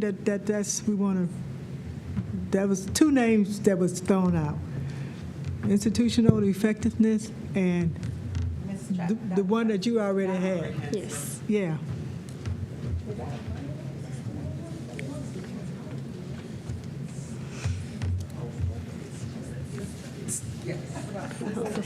It's the word. You can't say accountability. Can't say system. You can't say system. Access. You can't say, you got to start paying money. Every time you say it, you got to give me $1. I'll save it for your birthday. District opportunity and growth. So, if there is no further discussion at this time on 2260.04, we will move our discussion now to 5.6. From the previous agenda, 5.6 was a motion to repeal policy 2360, working definitions for DEI and excellence in education. This was required because in this policy, it was letter A. So with that, is there any other discussion on this? On this, I would say that this is something we should eliminate, the working definitions, because we can't use these terms anymore. Right. So. And I was going to say, internally, we went through, we never got to the first two items, but we did get to the racial equity one, and we did find ourselves marking out the majority of what was in it. And I'm wondering if we just need to create a whole new policy for the third item on the agenda, which was the racial equity policy. No, we're on the working definitions Oh, of okay. DEI and excellence in education. Oh, okay. So that's what I'm saying. I don't think that we should have it. We should have it. Yeah, I'm in agreement. Yeah. So we just so let's strike that one. Okay. Any other discussion on 2360.05? Okay, moving forward, we have. Look at there. Huh? Got rid of look at that. Yes. 5.7 was motion to repeal board policy 2260.07, racial equity policy. Ms. Carter And was. Ms. Carter was beginning to speak on this one.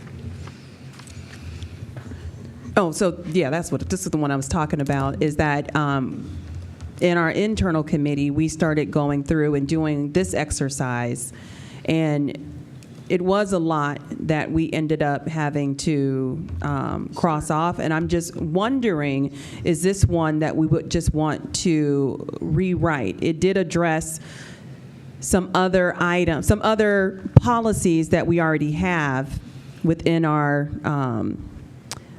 board policies as well. So I was just putting that out there. So I don't know if you. Yes, Dr. Chapman. And I am wondering if what we just went through to think about rewriting the first policy is enough to include what we would have from this, so that there's one policy that is combined to include all the pieces that we want to continue to elevate in the district. I love it. That was what we were internally discussing, to just have a policy that would encompass everything that is valued. Thank you. So for clarity, Dr. Chapman, are you saying so the policy that we just spent the majority of the meeting on, 2260.04, right? Yeah. You're saying that we can then just put, is it something that you see like maybe can just be added? Or are you saying the way that it's written is already interwoven, or is there a section? Are you saying we need to work on like one more section that's part of, that covers all that? Because I thought I heard you saying that policy covers everything that will be done in this policy if we do it. You hoping that's what she said? That is correct, but I would also want to be sure we're not missing anything from racial equity. Did you all come up with something? No, we were just going through and finally, you was reading everything out. Yes. Because I think the challenge would, sorry, I'm out of order. I believe that the challenge with the racial equity, can you pull that up like we did the last one?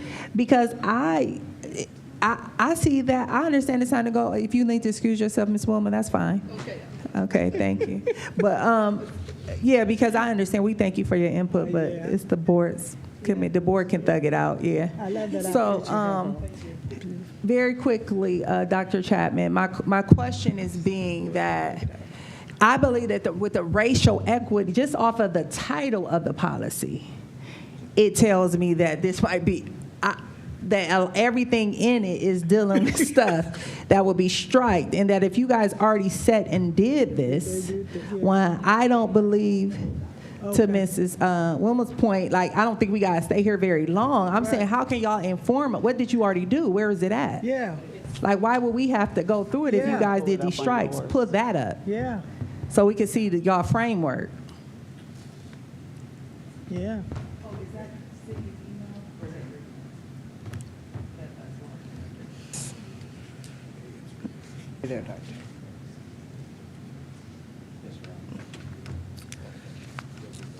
So that sounds good. This would be it. Yeah, less is more. Less is more. Deborah Walker.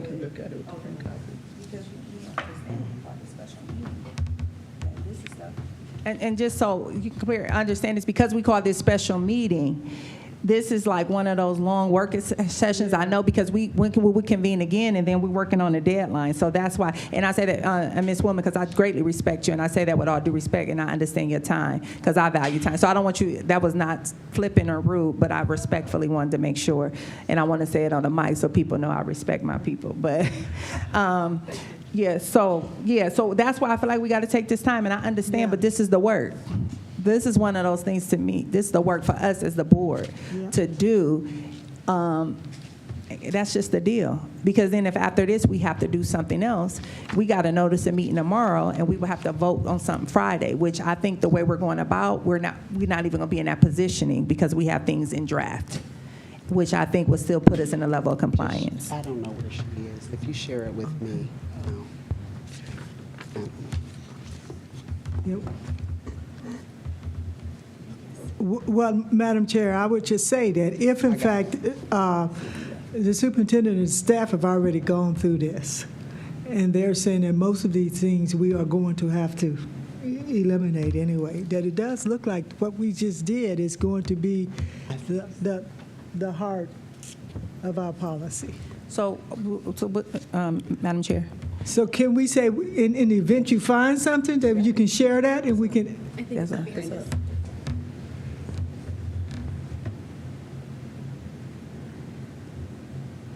Okay. Because that gender identity, you have to go. Oh, yeah, because this is some of the similar language that was in the last policy that we took out. So to your point, I think this is where on your side you guys can give us advice because y'all spent the time on breaking through that. Yeah. But if we strike the whole policy and then something, because we can always modify. Help me, because I know we dealt with this when you were over legal contracts and policies, or then policies about making changes to policies and how. Are we okay to do that? Can you give some insight on that? Like if we do this policy, we strike this, and then we need to edit later. Can you speak to something about that? Yes. Please? So what we're doing right now is we are drafting what we think we would like the policy to say. And so what I think traditionally would happen during normal times and a normal timeline is the equity committee would notice something like, we have two similar policies, we would like to merge them into a unified policy. The equity committee would then draft their unified policy. The equity committee would then send that policy to the legal policy and contracts committee and say, this is what the equity policy came up with. A representative of the equity committee or however it is named, would go through legal. Legal would do a first read. Legal would discuss.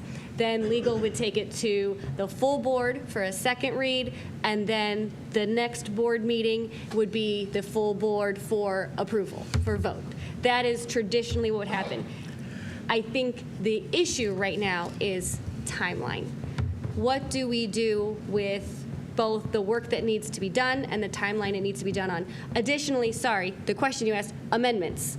What happens if we change this and in 2 weeks go, oh, we chose to leave in a lot of things in there. We took items specifically about race out, but we left in items about other populations of students. But now a new Dear Colleague letter has come out, and now we need to take that out too. Then what we would do is we'd meet again, amend it again, go through the process again. Whatever process we go through now, we would just do it again. There's no limit to how many times we can. It's just a time issue for us as human beings who have other responsibilities. So then that brings it to, where does this leave us with this potential looming Friday deadline? Dr. Molinar is correct, but I would also add that we can also suspend rules. Yes. We can suspend the rules and move this along, because I would say that this can be declared an emergency because of the time issue. And so we can suspend the rules and move this along in order to we have to call a special meeting in order to vote for this. So we still can send it to legal, and then they can still take a look at it and then send it over to the full board and ask that the rules be suspended in order that we vote on this. Yeah. Did you have something, Superintendent, to say? Okay.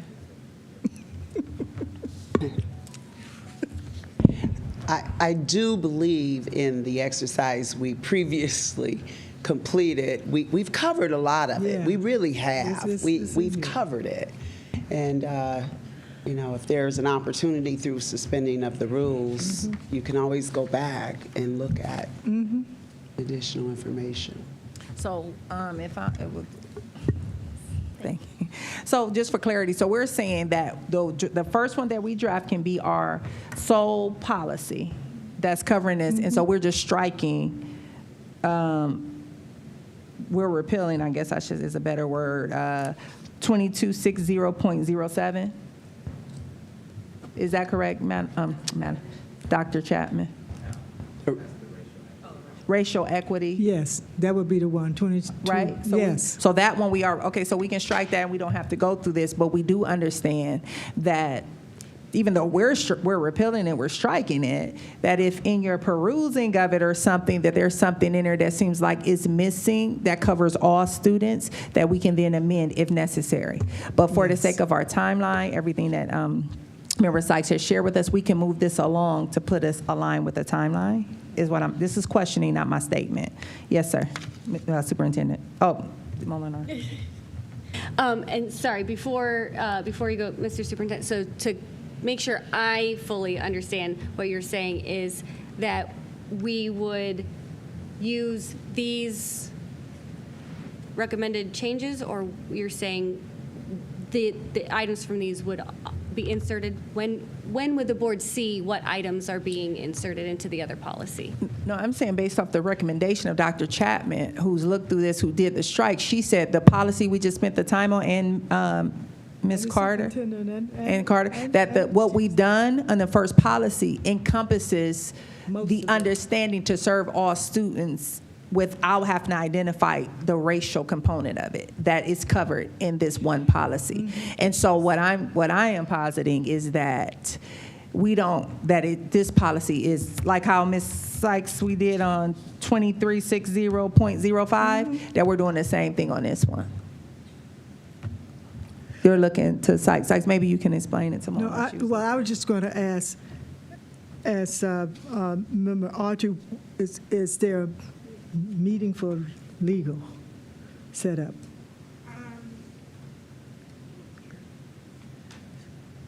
when is the date? What day of the week is it? That, no, when are we? You just met today. We need to begin on the 17th of March. But when were you trying to get this finalized? What's the His plan was going to be. His plan was going to be to is it 28th? get it repealed on March, yeah, the 28th is the deadline. But then I think we're doing our due diligence if someone were to come in and do an audit, because we've started the process of looking at it and seeing how to, Okay. I felt like it's a cuss word, how to get DEI out. And Sound like cuss so, but we're doing our due diligence as it relates to working through the process. But like you said, if we needed to suspend the rule to go ahead and move, like the definitions one to a third and final read on March 10th, we can show, hey, we've already started. Like we got rid of our definitions, right? If we want to do that with the racial equity policy, we can do that too, but we could still continue to work through the equity policy as we work through the new name of that policy as well. Okay. Go ahead. This is how I get, I'm trying to be clear and succinct, because I feel like Dr. Chapman just said something very succinct and clear. Then we went around in a conversation, and I'm thinking, is not what she said what it is? Like what I'm agreeing with, that the first policy that, I'll be with you once I finish, Superintendent. We worked on this first policy. We unpacked it. The expert, the person who was the chief person of equity, said, this is it, y'all covered it. You said, Ms. Carter, before, like, yeah, most of this stuff was striked out. We couldn't do nothing with it. I'm just saying, and it was agreed upon, well then, just like we struck through 2360.05, we're doing the same thing with this one. Right, we're peeling. I got it. Yeah. But then it round robin back, talking about adding something, and that's where I'm getting confused at. Oh, I don't think, Okay. I think we're saying the same exact thing. Okay, well, bless God, I'm fine. Okay. Yeah, we think we said the same exact thing. We've already done the work on the new named policy, which used to be the equity policy. That's already been done. The other two are done. I was just talking through the process. Chair Molnar, Dr. Molnar. With one point of, yes, with one point of clarification, that this is our first reading, and there could be other things that we would need to add. Yes. Yes, as our first reading, and I have not even reviewed the strike-throughs, but I do see a lot of items in red that look like additions. So if there are critical, valuable pieces in here that would support and enhance the policy that we started a draft of, I would hope to see those elements within that policy. I don't want us to lose good things that we don't need to lose just because they were in the wrong policy. Agreed. Yeah. So, with that being said, it does. Could you say- oh, sorry. Yes. I'm sorry, Madam Chair. Yes. Could you send all of us a copy of this to our email address so we could, all board members could read that this evening sometime? Thank you. And so it sounds like this meeting, this long meeting, is evidence of due diligence and evidence of our hard work and our efforts towards meeting all of the things that the government is asking us to do for our funding, at least from what I've heard so far. Is there any other discussion? Is there anything else that we feel needs to be done immediately before Friday at this point. Madam Chair, I would just Thank only you. say to the chair and to the president that in talking about this, we want to just make it clear to the public, because I just love the public participation in this, that when we say that we are asking to repeal 2260.07 racial equity policy, that's only because we have included it someplace else, so that they know that we have not forgotten about it, that we have not considered it, that we did not review it, and that when we say that we are striking the definitions, that we just find that it's best that that's where we would get in trouble in trying to go over the definitions, because they have basically told us that is unacceptable.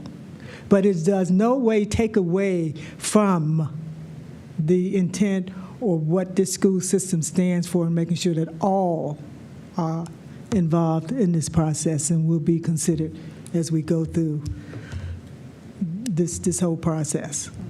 Yes, all. All. So that's the thing. We're just focused on all. So we're not trying to finesse the racial equity to still do any. Right. We're saying everyone will be served. Everyone will be served.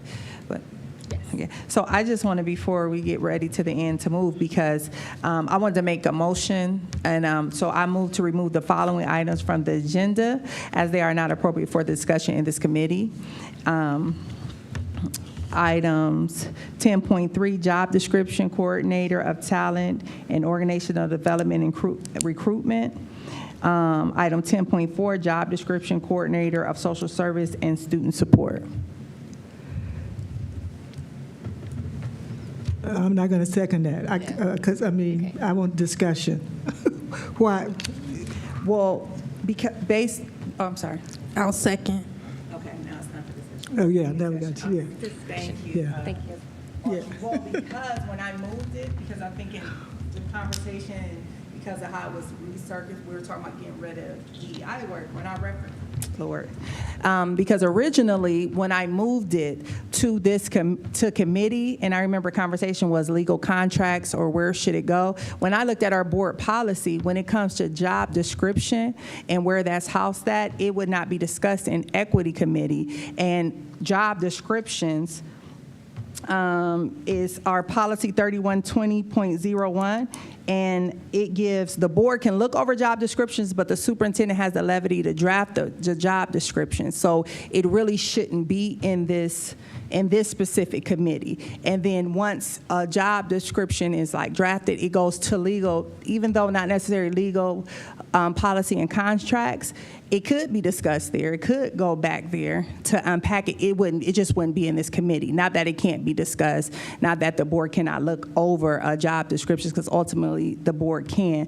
But based off our policy, the board empowers the superintendent when we're talking about job descriptions, assignment transfers, things like that. So it was because when I referenced the policy, I realized that I sent it to the wrong policy. Committee, I'm sorry. I sent it to the wrong committee instead of breaking up and sending the equity to equity.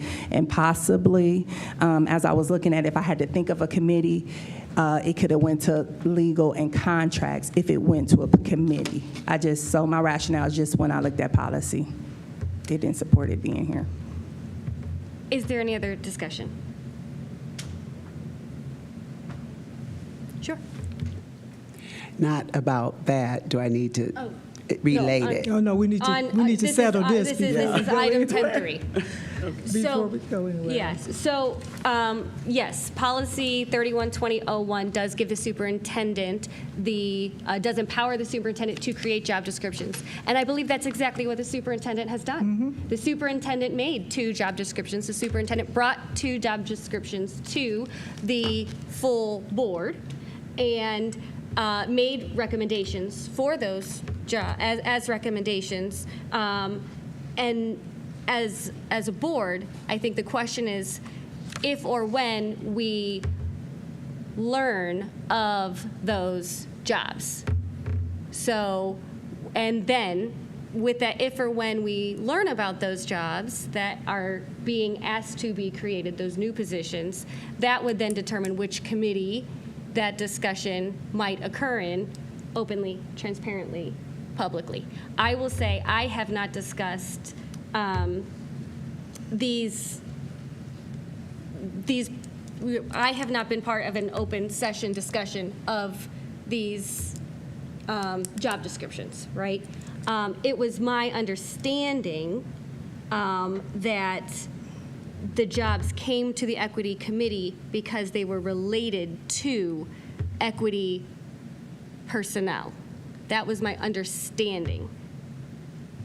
Yes, so when I made the recommendation, I sent everything to equity, is because understanding the job description, is this in the job description that the current chief officer of equity, possibly would have been offered. And so in my mind, without any real due diligence, it made practical sense to me to just send it all to committee.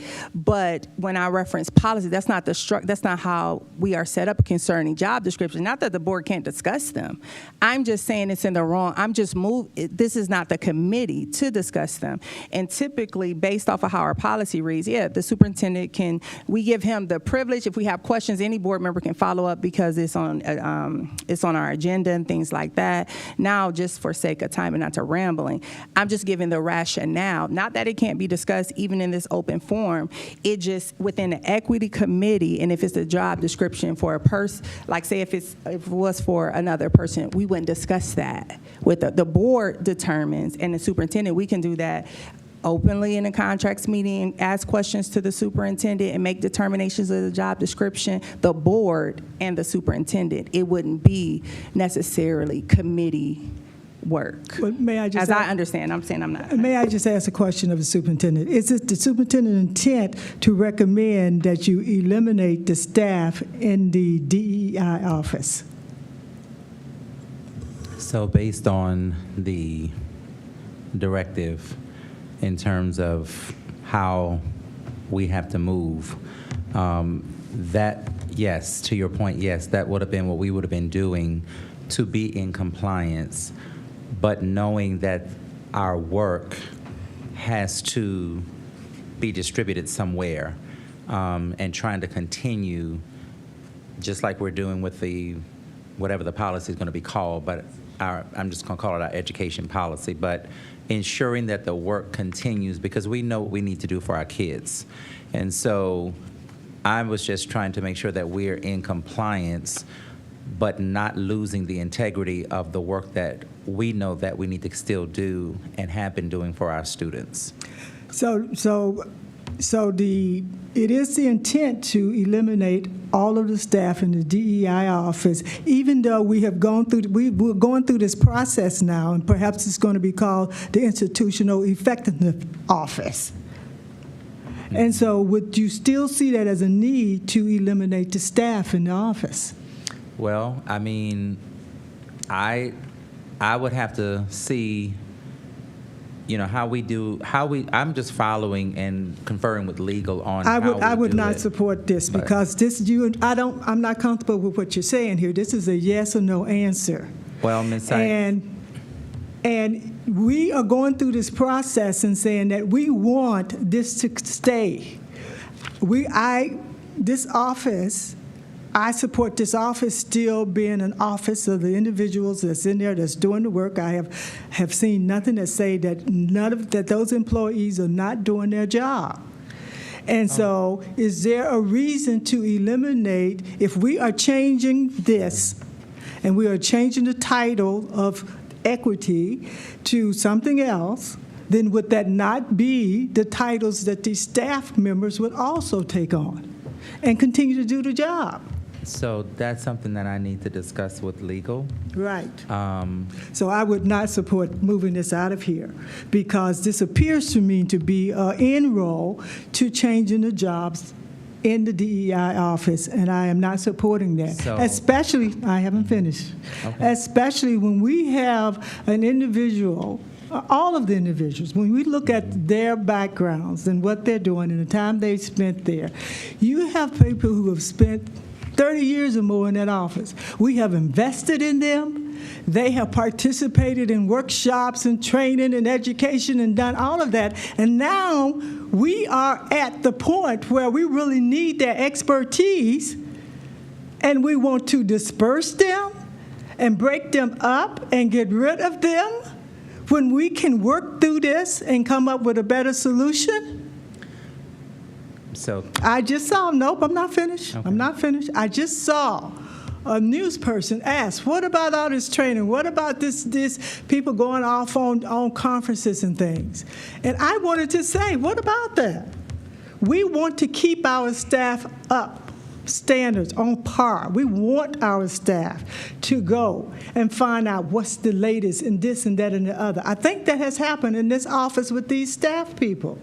We want them to be trained effectively and efficiently. I think that they are.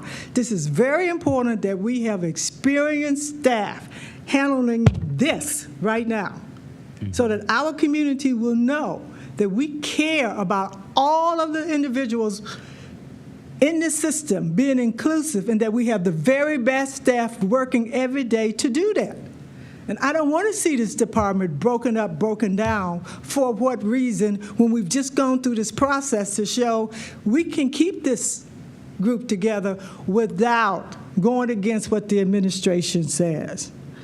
So I am not going to support adding on these 2 positions, because it seems to me that the intent is to get rid of what we have now or to not include and change what we've just went through to make sure that these experienced, educated, trained, and prepared people can continue to make sure that we are being fair in this system to all people, all the time, our students, our staff, our support staff, everyone. Member Jackson, and then Superintendent. Thank you. So for a point of clarity, because maybe I was unclear as I read this. So because of the individuals were over equity. The one title was in an equity policy, Chief Diversity Equity Officer.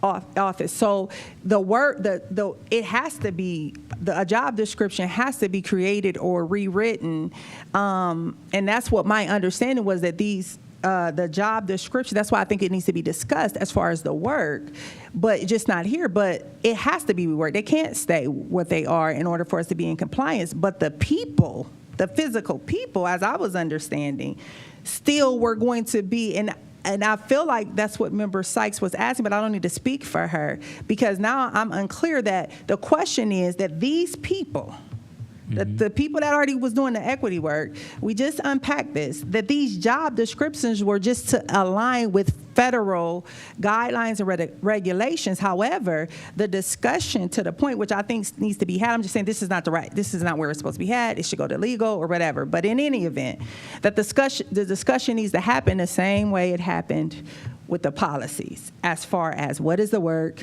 who's doing, what's the title of the work. Because I was understanding it to be, in my understanding, and I can ask the more direct question, that these jobs were going to, that Chapman would have a job, Mrs. Wilma would have a job, that it was just legally, their current jobs could not exist. But I know even with our system, if a job is RIF, that there are certain things that the rights that those employees have, period, to not interview for a job, to get another, if it's a job that they want, that's the same pay. My understanding was people's pay was not changing, they were not losing money, and so now I'm that's the thing. That's the conversation with these job descriptions that needs to happen. That's what I was thinking when I said let them go here, to unpack them. How does it align now? We're building a policy. Now, what is the title now? Because Chapman is still going to do the work. What is the policy now? And if I'm out of order, just call a point of order, because I'm calling names. I don't know. But Miss Wilma Alexander is going to do the work. Is really what my understanding was, because I understand the names have to change. The names have to change. Well, I don't see how a person's title is chief that's now a title of coordinator. And that's the discussion part. But I'm just saying for the job, because I wasn't finished with my thought. But so that's the conversation piece, right? All of that. Now, those are the questions that can be asked, which I'm not against. All I'm saying to my colleagues is that I believe I put it in the wrong committee. Not that this work, what we talking about, what's the title? Is it going to be a chief? Is it going to be this? Because the work still can be done and done with fidelity based off experience. We all know all that. now I'm thinking, the question was simple. It's because I'm thinking these people just going into these jobs because I want a job still. So I believe that even we know diversity, equity, inclusion, chief diversity officer. We already know that that's a thing. We know that's out. And Dr. Chapman's title was in a policy that was out. So now when we're talking about job descriptions and what we're doing, are we saying, okay, we're not writing a job in a policy? How are we really doing that with fidelity? To be clear, we are going to keep a job in policy. Like, where are we going with that? And again, colleagues, all I'm saying is, not that we should discuss it. I ain't saying it goes away. I'm just saying I housed it. I believe it. This is not the committee. Right, and what we've been trying to say is, whatever this is, diversity, equity, accountability, alignment, oversight, whatever this is, that this is the committee of that. So if these are jobs of this committee is where you discuss the roles and responsibility of that work. Yeah. We are talking about that work right here, right now. Yeah. And even though I said we can strike the part where it may have struck this particular job description, I also said this is the first draft.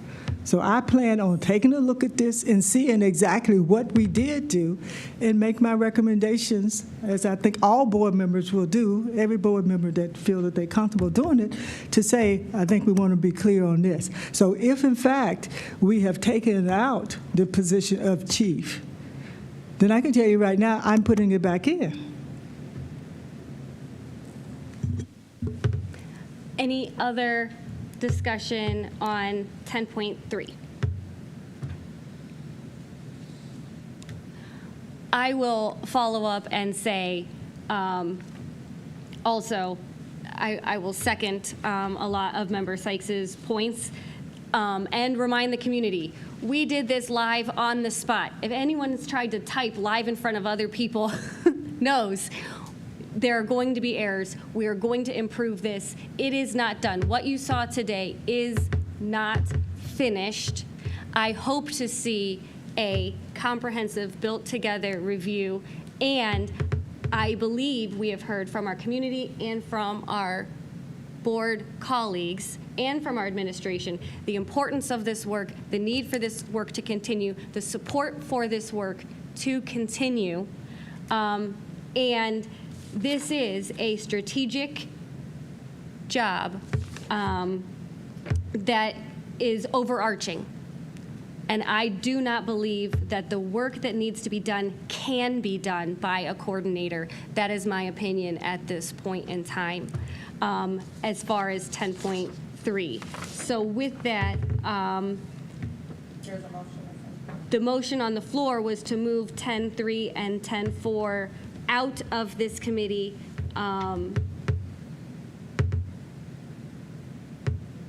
There are actually only 2 committee members of this committee. And so I think I heard Member Sykes' opinion, but. No. Okay. And I am also a no of moving it out of this committee. And as the board president, you know, I'm de facto on every committee.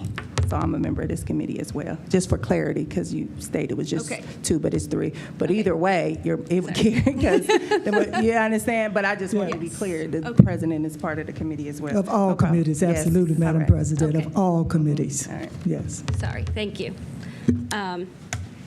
So with that, I think now are at the point where we are at board actions in our agenda. So for board actions, I think this is where we are going to, where I would like to discuss, it's board actions and future equity committee agenda items. So I think we should discuss what and when we are going to have our next meeting and what we will talk about. Well, Madam Chair, you know, as you know, you are the chair because of our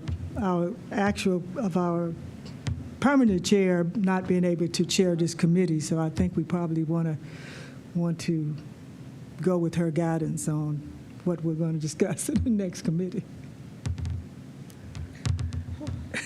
If you know, I mean, it could be subject to call, and, you know, but it's your committee. Yeah. I don't need it. My mouth is big enough. I would just say in our next committee meeting, we do like a second look at the policy and discuss that and kind of nail it in. So then we can take it to legal and then take it to the board. I think that's the biggest part right now, and try to figure out a name. So I know I had sent an email a while ago saying let's all, come up with different names and stuff like that. So maybe we can the board collectively and us can think of a appropriate name and then maybe bring that to the board to vote, or do just the committee members vote on a name? I guess that was the question. Does the whole board vote on a new committee name, or is it just the committee that votes on a name? So what would The whole happen board? is it would be brought to the full agenda. But so the committee would discuss it and then provide that recommendation to the full board. Okay. So in our Monday meeting, which feels like a lifetime ago now, we had, That's what I thought you was talking about, other things that's on the agenda. sorry. That's what I thought. Yes. Yeah. So we had, you announced that we would have an equity committee meeting on March 3rd. Do you have other topics that you would like to include on March 3rd, or? That's what I was talking about. I didn't Yes, sir. think about that Okay. at this point. I Okay. really came here to be president's support. Okay. So I didn't think of other topics at this time, but if I do, as well as us, we can send an email and converse about it, about the next topics for March 3rd. I just want to, before we leave, just as you go and in your private reading, because you guys get so many emails and things that we have to read, is to reference our policy about job descriptions. And because I really want us as a board to kind of hash through that regardless of where we handle this at, because I just feel like it is very gray or silent to how we're conducting this job description now based off how we have the policy written. Even if this is something that needs to be revisited, I think we need to really look at our policies when we make decisions concerning how we're moving. Not that we're in violation. I just want people to look at the policy because we need to be informed. I don't know. I'm going to circle back to legal, but when you all read that, and then if one person can call and like share with me, like, okay, Carla, this is my understanding on that, because I just really like to follow policy and do things as I understand it. I want clarity on my understanding. So if you all get time to read that, it's just that part about what the superintendent, what we are empowering to happen. And I know I can reference legal, but as board members, if we hash that out together, that might give us a different type of guidance of something we might want to do differently, I don't know. But I think we need to really look at what it says now, because I almost feel like it gives us, just look at the policy and see how it reads for us as board members, because it appears it gives us like we've empowered, like we've given up a lot of what the authority with that is in this house with the superintendent, as it reads, as I understand. So if that can be something, I don't know. I know I can discuss with one or two of you on the phone, which is cool, but then we may need to bring it back up just for clarity and if we need to make changes. And Madam Chair, let me just say, and just call me a nerd, but I tend to read policy all the time. And so I don't exactly know what you're referencing and what you're saying and what your concerns are, but I think that the board and this committee has acted appropriately as it relates to the agenda items. Okay, well, I'll read it specifically so that it's clarity on what I'm saying. The policy reads, the Board of Education recognizes that it is essential for district and employee accountability for each staff member to be fully aware of the duties and responsibilities of his or her position. Job descriptions document and describe the essential functions for professional and classified staff positions and thereby promote organizational effectiveness and efficiency. Therefore, the superintendent should maintain continuously a comprehensive, coordinated set of job descriptions for professional and classified staff positions. All other job descriptions should be defined as guidelines of the superintendent and will be originated and maintained in accordance with the provisions specified in bylaws of the board, and it tells us see bylaw 0131, which doesn't, and each shall contain the following provisions. And it says the employee shall, it's all about the employee shall remain free of alcohol, prescribed controlled substance, things like that. Employees will be evaluated, at least part of their job. Job description shall be brief, factual, generically descriptive of similar job descriptions, each job description. So it goes on then to talk about the job descriptions, how the people should be role models, good citizens. It talks about the hiring process. Then it says upon employment by the board. So then the job description comes and the board the board decides whether to employ. The staff member shall receive a copy of the current job description, which he or she shall be employed. And it says the employee's immediate supervisor shall review the job description and staff and so on. So when I'm saying what I'm unclear about is because as I read that, it then further says, from time to time, the board further recognizes that the superintendent may find it necessary to revise job descriptions. Following the revision, this is the part where I said I know it has to come before the board, but following the revision of a job description, staff members who hold the position for which the essential functions are described in that revised job description shall be provided access to the updated version and the opportunity to discuss the revisions therein with their immediate supervisor. In addition, the superintendent may prepare administrative guidelines necessary for the proper implementation of this policy. Neola 2004, RC 3313602. So in that whole reading, when I'm saying that I'm unclear, it does not say at any time about, like, it's giving a lot of authority to the superintendent in that, and it talks about the board employing. It doesn't talk about the board drafting, discuss. We have the authority to discuss it, is what I'm saying. But as far as, this is what I'm saying, as far as I'm unclear that how it's going about. Well, Madam Chair, Madam President, I would just ask you to be clear on this. As a board, we are the elected bodies, and that we have the authority to vote yes or no on anything that the superintendent brings to us, and that is under the authority that I have just given my no vote for his recommendation as a coordinator for anyone that would be responsible for our diversity and inclusion in this school district, regardless of what we call it. And again, I do understand. What I'm saying, I recommended it's not it, because I recommended it to the committee. It says it's for my vote. For my vote. It goes before the full board for a vote. So if your vote, that's one vote.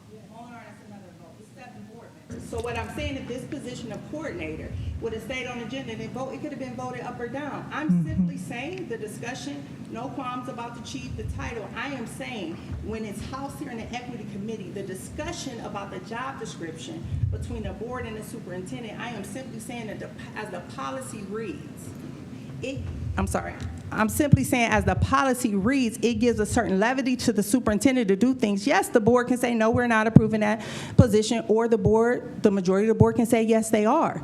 The discussion of the position, when I'm talking about the legalities of it, when I said to just move it out committee, my comments are simply about where it's housed and the discussion is happening for the board. And that's my only thing. Not that, because it's got to go for a vote, whatever the title is, and you're one board member. Remember, Sykes 1 of 7. So coordinator could go up, or it could not go up. The title can change, or it could not. So clearly, as elected officials, so that we're all clear, because I'm clear on that. So as I'm moving forward, that is my only question, and that's why I read it out, because the question was what I was unclear about. And so I read the description, because nowhere in that does it, I see where the board is at, other than our decision to say we not accepting that position. The discussion, the unpacking of it is what I was talking about, because I don't see an area where it gives the board the opportunity. And this is what that's all I posited.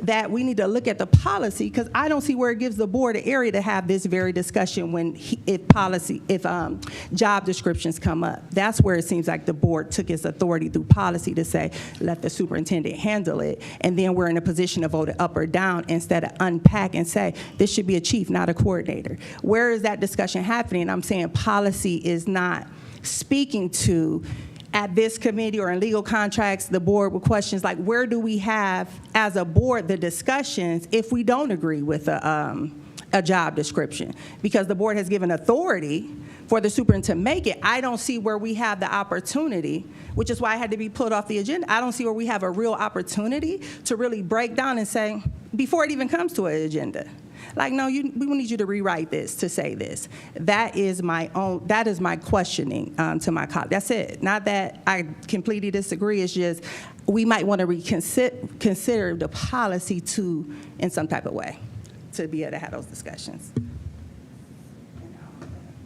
And Member Jackson, I hear your questions, and so in a desperate attempt to try to even transparently here, since we do have less people who have stayed, don't blame anyone, to go through what is that policy and who, and when we ask ourselves anytime as a board, do we need to re-examine a policy? Do we need to amend a policy? Do we need to improve a policy? What does it allow us to do? What does it prevent us from doing? And as a board, what do we always have the authority to do?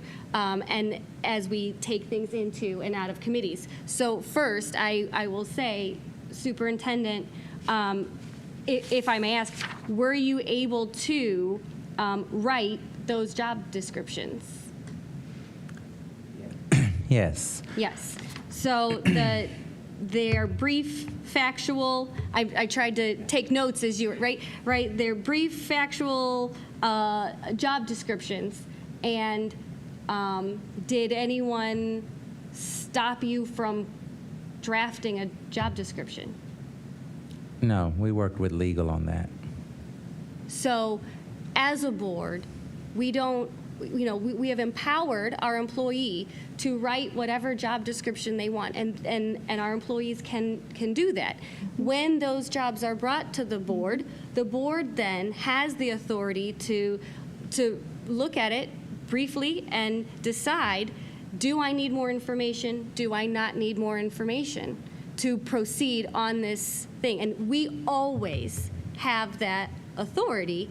And so, as you said, we needed more information. These appear to be equity jobs, or equity-related jobs, so we are having that conversation in the equity-related space. But I do not feel, as Member Sykes said, we are in violation of any policy because we have allowed our employee to do everything that he's empowered to do, and without changing any policy, we have used the authority granted to us by our voters also to gain more information before we take action. You do understand, this was on the agenda. This is only in this committee because I referred it here. So before then, if the discussion was so limited, I'm not confused. I'm not sure what the whole breakdown you just did. I'm clear. What I'm saying is before it goes to agenda, I want to know before it goes to agenda, like before a week before a board meeting, or clarity that if changes need to be made, that the changes are made before it comes to an agenda. Like how we sit in committees and we talk about these job descriptions. I don't know how more clear to make it what I'm saying. I'm not disagreeing. It's clear this man, he had time to do the job description. That's not my question. That's not what I'm questioning. I'm questioning as a board member, when it's on a policy and it's affecting people's jobs and I have other questions, instead of getting to a point where I have to vote it down or feeling, we talked about like press to hurry up and make this decision, we don't have it to where job descriptions naturally are coming. They go to our legal team sees it. But as far as the board seeing and said, no, fix this before it comes on the agenda is what I'm saying. Not that he didn't have time, and I don't want to belabor this. I hear you, it's an equity committee, it's fine. It seems like my point was not clear. The discussion, it's in equity, that's cool if it's gonna stay in equity. I'm saying in future, times, he can do a job description, and then we see it on the agenda. And say we don't see the agenda, sometimes like you looking at it before the meeting, or maybe I don't know what people's times are, and you see this job description, and say if someone says, hey, I'm concerned about this job description, what is this? And then I, as a board member, agree. I have concern. Now it's on the agenda. We have to say no, and it's more when we could have handled business and made the corrections, our suggestions, our rationale to our employee to this, you need to fix this. And then we can vote, and that's all I'm saying. I don't see the process where that happens. Thanks. Yes, and I agree. As a board, we can be more active in building the agenda. I completely agree with that. So thank you. With that, it does look like our next Equity Committee meeting is scheduled for Monday the 3rd at 5:30. Is there any other discussion before we close for the evening? Okay. Thank you all. We will conclude at 8:03 p.m. Thank you.